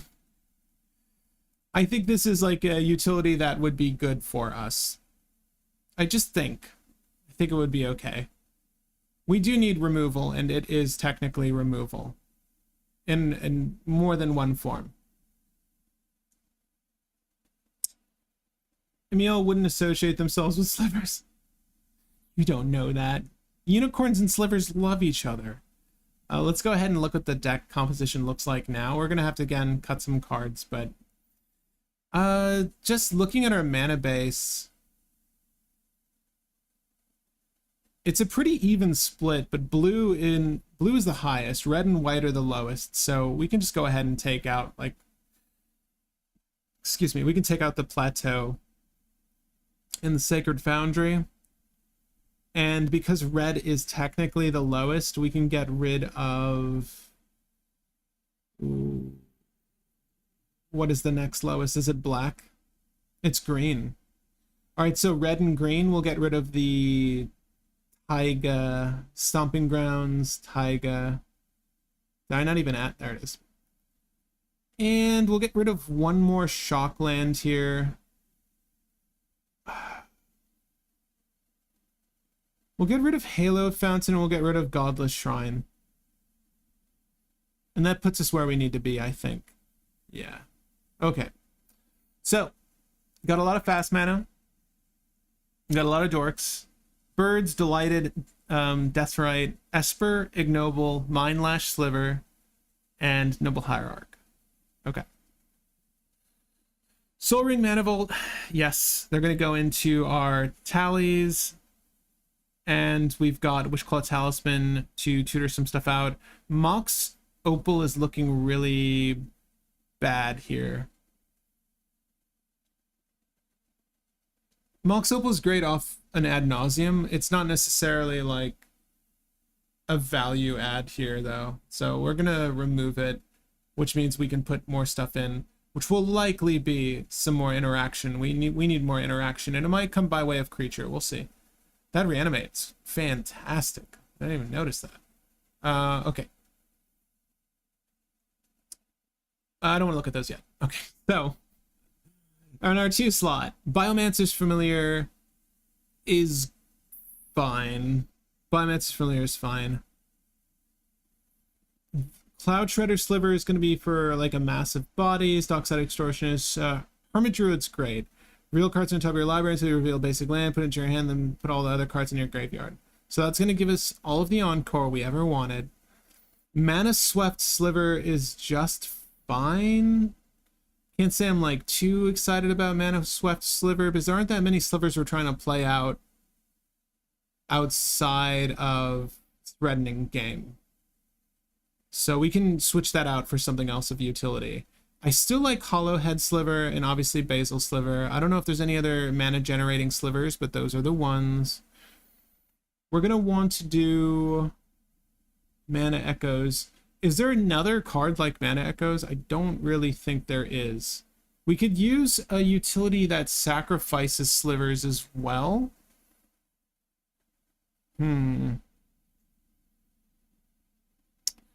I mean, technically an Ashnod's Altar with this effect and any of our cost reducers would give us... Am I mistaken? Right? So like it's 2 to put a sliver onto the battlefield, and then we can make infinite generic that way with Sliver Queen. So if we did Sliver Queen and we had Biomancer's Familiar or Training Grounds, we could technically make infinite mana with Ashnod's Altar. Seems a little silly though. Maybe too many cards to get that line going, and we don't really have anything to necessarily look for the artifacts just outright. Mystic Remora, Training Grounds, these are all good cards. We might want to just throw in Sylvan Library, another draw utility actually. And so far as counter spells are concerned, we're a little low. We've got 2 pieces of removal here. We've got the Swan Song, Spell Snare, Miscast, Mental Misstep, Dispel. I didn't add the... It's the free if you have your commander out, because I don't think we're going to have our commander out that often. Like deflecting SWAT, stuff like that. It's only really good if your commander is easily castable, and ours is not quite there. I mean, it still wouldn't hurt to run the free... what is it called? What is the blue free commander spell? If you remember, please let me know. These are good. Get Probe, all these cards are good. This is looking like a slow list. Culling Ritual is fine. I just like it for nuking the board, but it's not very good in this deck because we need more than Golgari to win games. And black and green, we've already established that black and green are lower on the totem pole so far as colors are concerned. I think that we're probably going to want to add Fire Covenant and then maybe the 2 free things.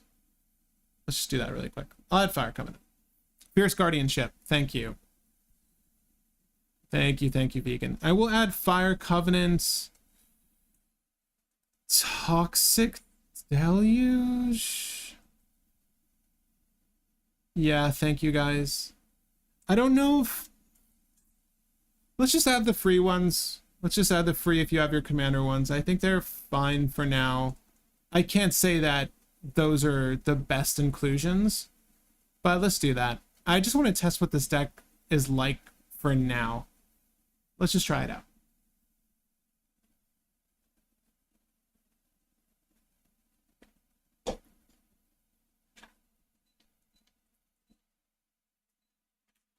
Well, this was almost a good hand.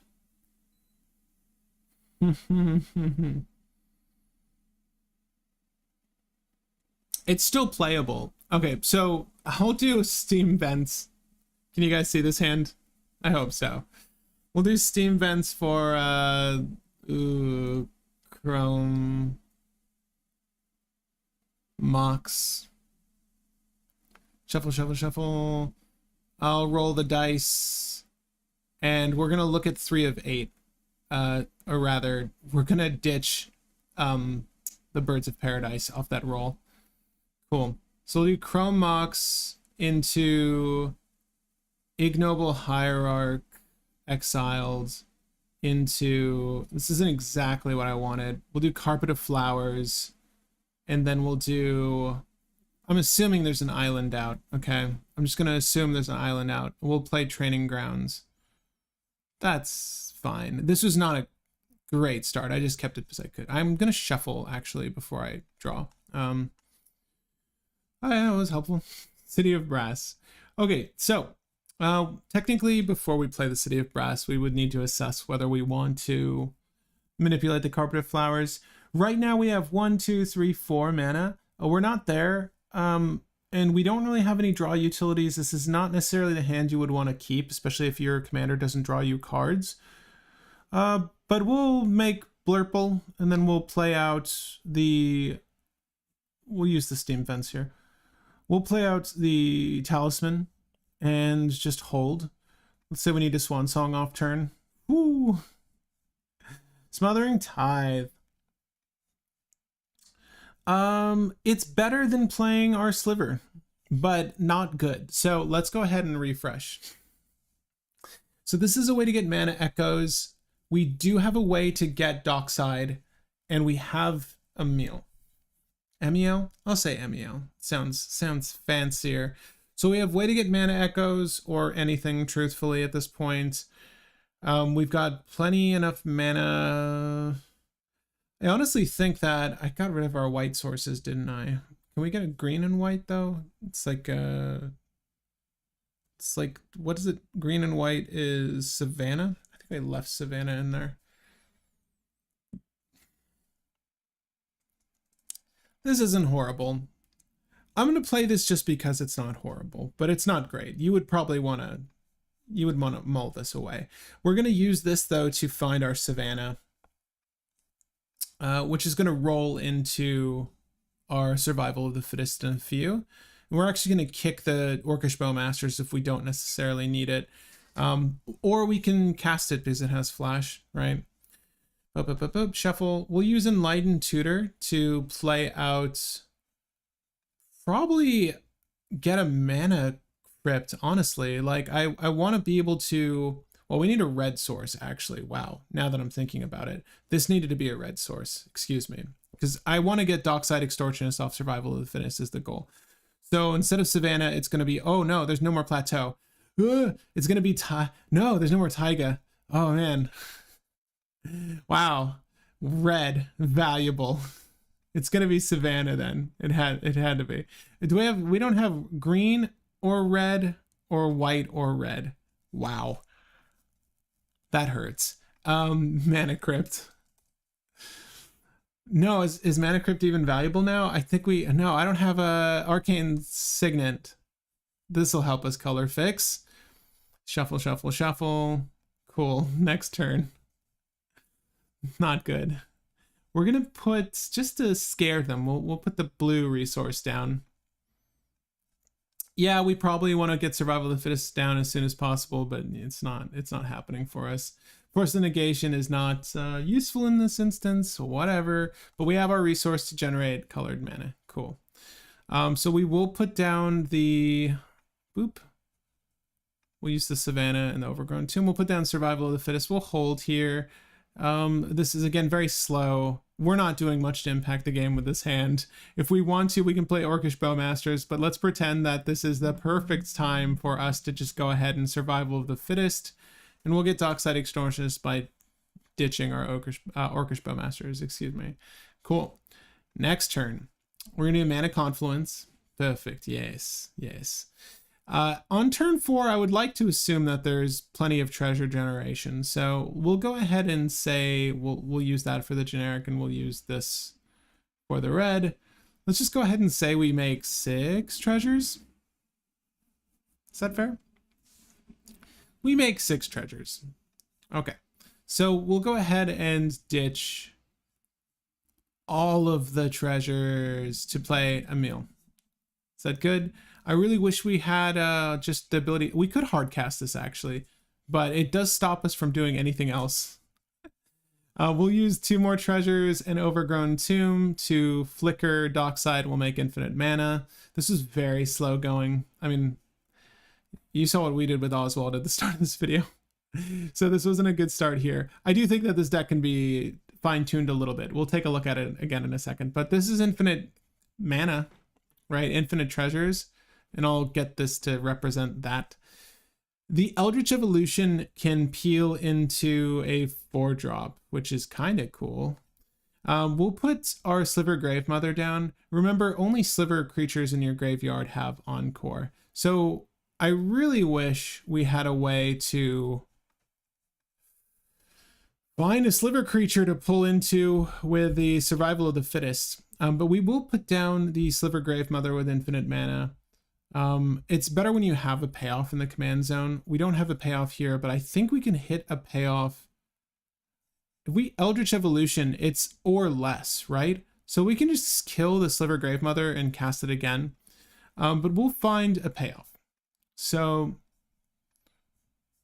let's go ahead and grab, with Eldritch Evolution, we'll grab our Sliver Overlord.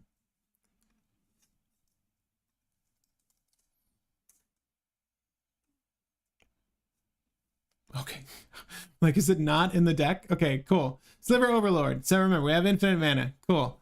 Sliver Overlord. Find a sliver, put it in your hand, shuffle your library, gain control of slivers. Cool. So we're just gonna type the word sliver and grab all the slivers. We're gonna grab this one. Everything's got haste. We're gonna grab this one. Make slivers. We're gonna make infinite slivers. This was not useful because it did not use our Buried Alive line of play. I say this is not useful. Sliver Gravemother was not useful. Sliver Gravemother being a reanimation effect for slivers is like super cute, but it's not. Reanimate strategies are kind of, no, you're fine, Dasva. You are a little late. You missed the One Ring Guide tutorial to see how mono white can triumph in a land of 5-colored decks. I think that we can fine tune this a little bit more. I would honestly get rid of the Biomancer's Familiar, maybe. That's not even true, because with Survival of the Fittest, you really do want as many creatures as you can possibly have. And Survival is so, I wish I owned a copy still. Again, I sold so many reserve list cards. I don't have Survival of the Fittest personally. I would have to proxy that if I wanted to play this, but Survival's kind of core here. When you have a, creature reanimate strategy, you need Survival of the Fittest, if we're being frank, because it turns all of your dorks into precisely what you need. It also sets up like Necrotic Ooze lines of play or Sliver lines of play in this instance. Again, this is a quirky starting hand. There's no lands though, and it's useless otherwise to us. This one's not bad because it gives us a couple of, gives us a couple of solutions here. So I will actually keep this one to start with. We're gonna run out the Temple Garden. I will play Esper Sentinel and I'll hold the Lotus Petal. Arguably, we could run out Enlightened Tutor here, and that wouldn't be a bad idea. I do think that getting... Again, Mana Crypt is like a hell of a drug, people. I do think that getting a setup for the Sliver Gravemother with Intuition is probably going to be our next step. And Mana Crypt can help us run out our Felwar Stone. So let's go ahead and draw, right? Let's just say we get draw 2 minimum here. I'll break the Lotus Petal to Enlightened Tutor again. Yes, I know. I said Mana Crypts. We drew, fortunately, into Mana Echoes. Enlightened Tutor might want to be reserved for Mana Echoes, but it's only really useful when we're doing the thing with our Sliver Gravemother. And to be honest, Sliver Gravemother will only functionally work off of the Entomb, the Intuition, and the Buried Alive. Okay, shuffle, shuffle, shuffle, shuffle. And we'll draw into this. Okay, so we're going to start with the Mana Crypt. Then we'll do the Felwar Stone. Then we'll do the Talisman of Resilience. I lied. We're going to do Talisman of Resilience into the Felwar Stone because we can use the generic there. Cool. We'll use the Flooded Strands, and we'll get to, well, we need blue, obviously. So we're gonna grab a blue and red is steam, not steam vents, I'm sorry. We paid for that volcanic island, so we're gonna play the volcanic islands, cool.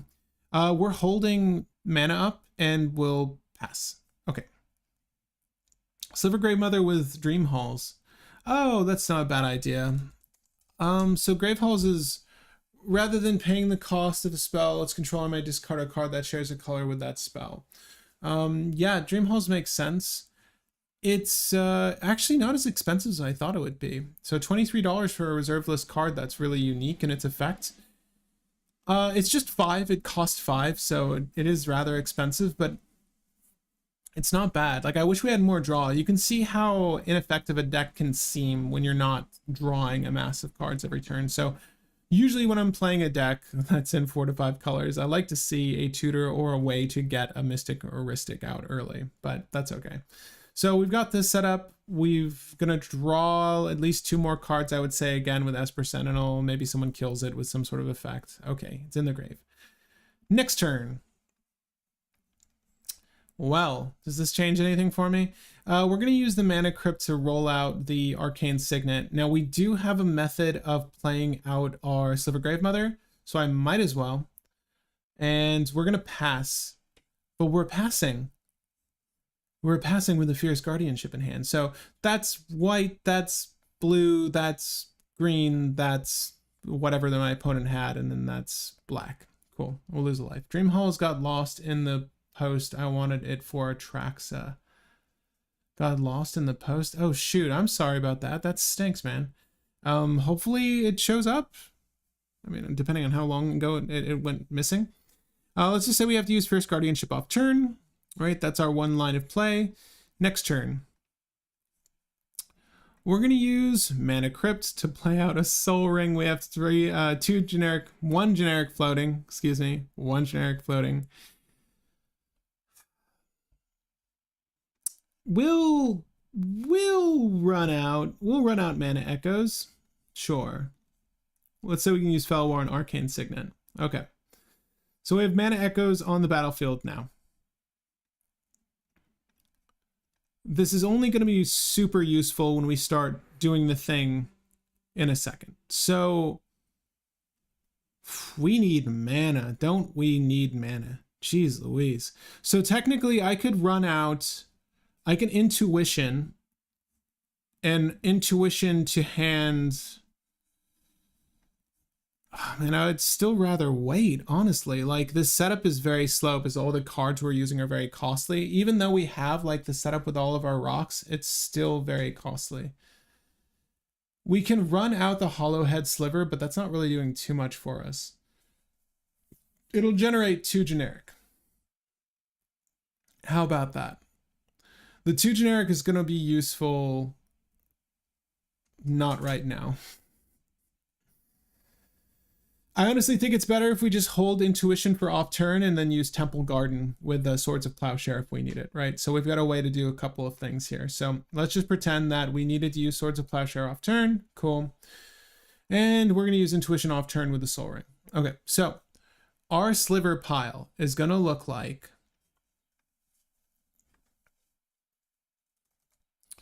I think 1 is going to be Basil Sliver.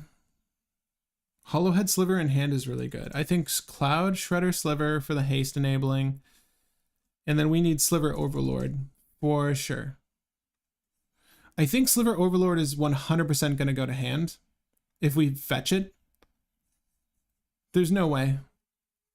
There's no way they wouldn't just put that one in hand. Technically, this is intuition, mind you. We don't need to go this route. But I do want to go this route solely because these will go to the graveyard, we know for a fact, and then we can manipulate them with the Encore effect. So let's try this out. So we're going to do that. Having the haste effect on Cloud Shredder almost makes me want to roll with the Mana Swept Sliver just because it will generate mana with the Encored creatures. I mean, mind you, the Encored creature is going to have haste anyway. So that's 3 mana total of any one color. Anyway, these are in my graveyard. I'm just going to leave them up here. The Sliver Overlord is in my hand. Shuffle, shuffle, shuffle. Draw. Okay, cool. Breeding pool. So we're making generic mana doing this, but we're going to go ahead and first start by resurrecting this one. So for 2 generic, we're going to encore Cloud Shredder Sliver. So clone copy, clone copy. Let me know if there's a better line of play, by the way. Like, you know, I am sort of piecing this together as we go along. Natural order is not a bad inclusion, mind you. I don't mind natural order at all. It's 2 generic and 2 green, I believe, to cheat out a creature from your deck. I believe it needs to be a green creature specifically, but you sacrifice a green creature, you get a green creature. But because our slivers are Wooburg, we're able to do that pretty easily. That looks all right. What turn is this? This is turn 5 at the moment. We've run interaction all the other non-bow turns, so it's not like we're not impacting the board. It's just that we don't really have a flush hand. We're running everything but Sylvan Library for like the traditional draw utilities, right? So we are running a handful of things to net us draw, and Dark Confidant. We're not running Dark Confidant or Sylvan Library. I would probably consider Dark Confidant over Sylvan Library just because it's another thing to discard to our Survival of the Fittest, but that's neither here nor there. So we've got multiple copies of Cloud Shredder Sliver. Cool. So everyone has flying and haste. Great. We're also going to net, when we do this, Mana Echoes is going to trigger whenever a creature enters the battlefield, it may add an amount of mana equal to the number of creatures you control that share a type with that creature. So they all happen simultaneously. So it's going to see 4, 4, and 4, which gives us 12. Okay. Now we're going to use the mana we just produced from that to get our Basil Sliver. Basil Sliver is 3 mana. Right? So 1, 2, 3. Cool. Now Basil Sliver enters and sees 1, 2, 3, 4, 5, 6, 7. Wow. And then we trigger it 3 times. So 7, 14, 21. At a certain point, it's going to be hard to track the amount of mana we're generating, but we've got a lot going into Sliver Overlord. My only issue right now is the simple fact that it will eat a counter very quickly. Now, the reason I wanted to, and we don't have any sort of interaction for that. So the main reason I want to include Hollowhead Sliver is that it allows us to rummage. So we can use the generic with our Encore ability to bring back Sliver Overlord from the Intuition line. So it's kind of nice that we have this in our hands very conveniently. So what we're going to do is use 2 of the floating colorless, and we'll tap the Felwar Stone. Sure. We'll tap the Felwar Stone. To be frank, probably Temple Garden's better choice. I'll try to do this as effectively as possible for you guys. But now we have a haste enabled Sliver here that lets us loot. So let's go ahead and start that by discarding Sliver Overlord and then drawing into Rhystic Study. A counterspell does not matter here, no. We have Encore. It does matter because oh no, you're absolutely right. You're absolutely right. I'm just trying to hold as much mana as possible going into this turn, but from here on out, generic is probably all we're going to need for the Encore ability. If Sliver Gravemother. So I think the better move for our opponent would be Sliver Overlord on the cast, remove Sliver Gravemother. So then our ability to Encore is neutered, and then we would have just a bunch of generic mana. So we would have to recast Sliver Gravemother, and then we can still Encore. It's not bad. Like, we're in a good spot. I think the thing that they could have done to stop us potentially would be to have gotten rid of Mana Echoes a moment ago, like well before I started encoring all this stuff out. Let's just go there. But yeah, no, I agree. We should be fine with the Encore from here on out. I'm trying to think of like points of interaction and like proper play lines, but getting rid of Mana Echoes, getting rid of Sliver Gravemother before we start encoring, probably the best things to do. I know this is a stretch, but I love the old Protean Hulk lines just for the fun of it. Yeah, no, I mean, you can add them, but I wouldn't say that this is the best Protean commander. I wouldn't add it here. So with that, we'll use 5 generic, boop, to bring back Sliver Overlord. And Sliver Overlord, I'm just gonna do this, and copy, clone, copy, clone. Cool. So now at this point, the best line of play for us, we have so much generic mana. I'm just gonna top us off. Like, let's just say that we're here. We have 100. We don't technically, but we will very easily get there. So what we can start doing is honestly just like using all of these creatures to loot, but more effectively, we're going to want to just find our slivers with Sliver Overlord's ability here. The Sliver Queen is going to just net us the win, but we're going to put this in our hand. And because I would rather encore this out, I will actually use the Basil Sliver to just dupe and then dupe. I should technically shuffle first. Sorry. And then we'll do Sliver Queen. So Sliver Queen is an automatic win for us. And if for some reason Sliver Queen doesn't work, I would go ahead and find every other sliver and just hard cast Sliver Legion to give all of our slivers +1/+1 for each other sliver on the battlefield. So at this moment, slivers that have haste, flying, and can attack are 1, 2, 3, 4, 5, 6, 7, 8, 9, 10, including Sliver Legion. So each other sliver is going to give each other sliver +1/+1. Oh my god, that's too much math. It's just +1/+1 for each other sliver on the battlefield. That's +10. And +10, oh my god, that's... Okay, everyone's dead, basically. So if Sliver Queen, for some reason, is exiled from our graveyard when I try to encore it, and or exiled on the stack, Force of Negation, I guess, would exile the spell if it was countered, right? Then we would just go for Sliver Legion and go for a win with combat on the same turn. I played against someone with a good Sliver Queen deck and tried to make it very stacksy. On this board, you win with Queen. Queen or, again, Sliver Legion. Like, because with just the amount of slivers we're encoring,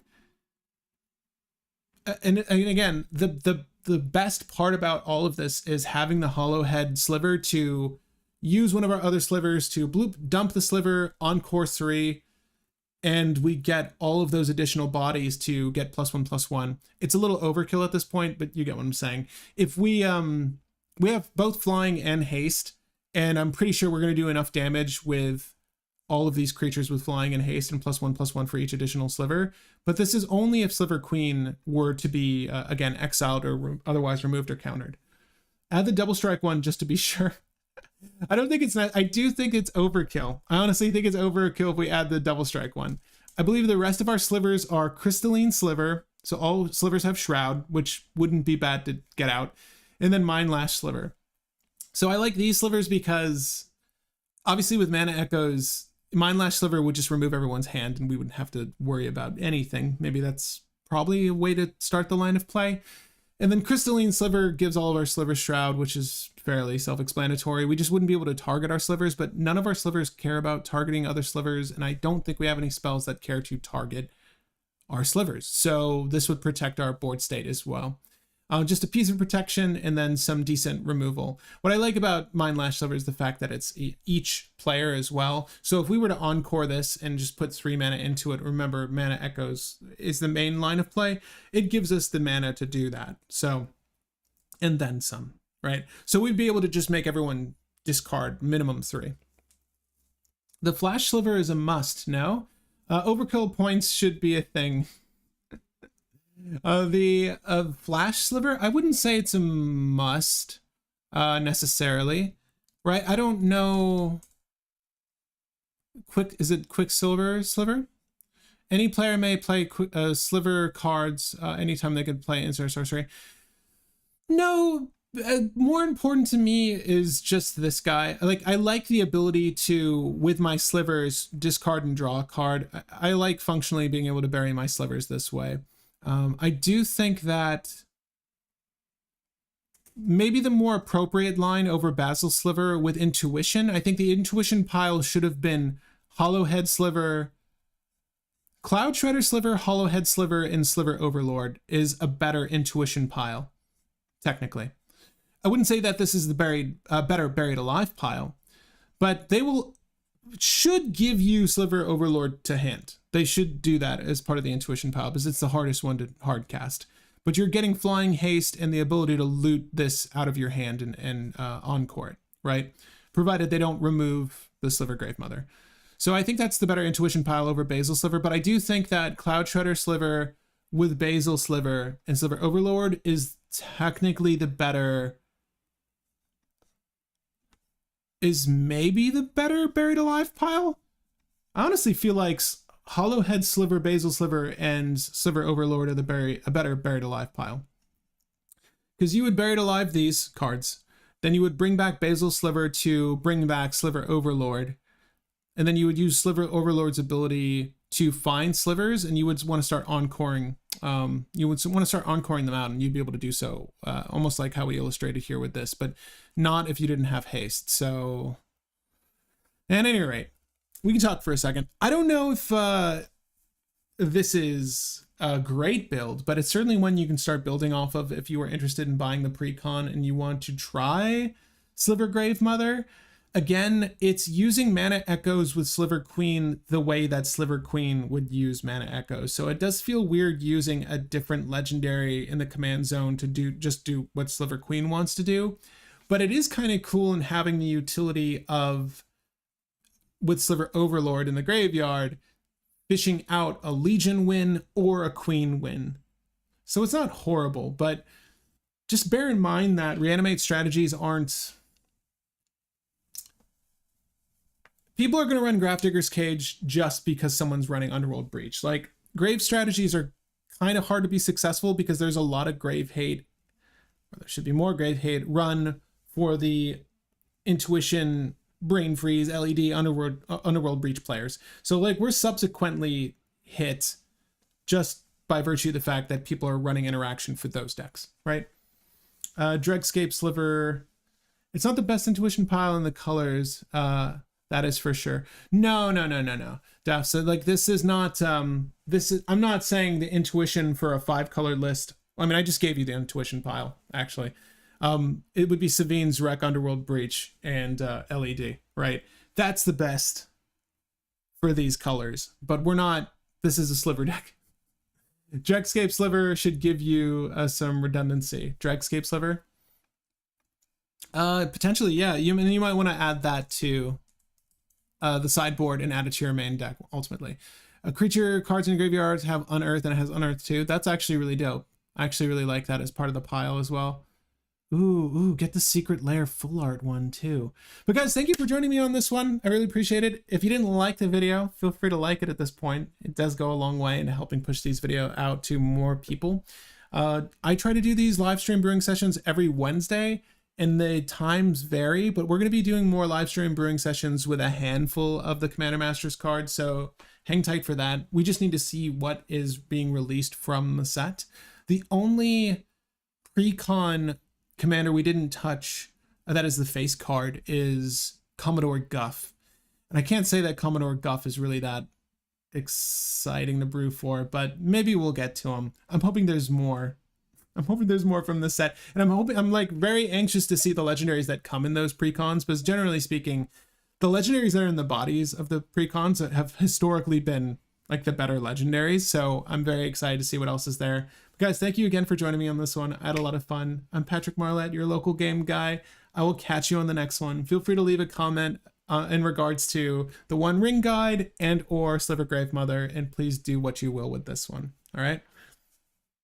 See you guys. Bye. Goodbye. That was fun. The deck was fun. I can't say that I enjoy it as much as Oswald.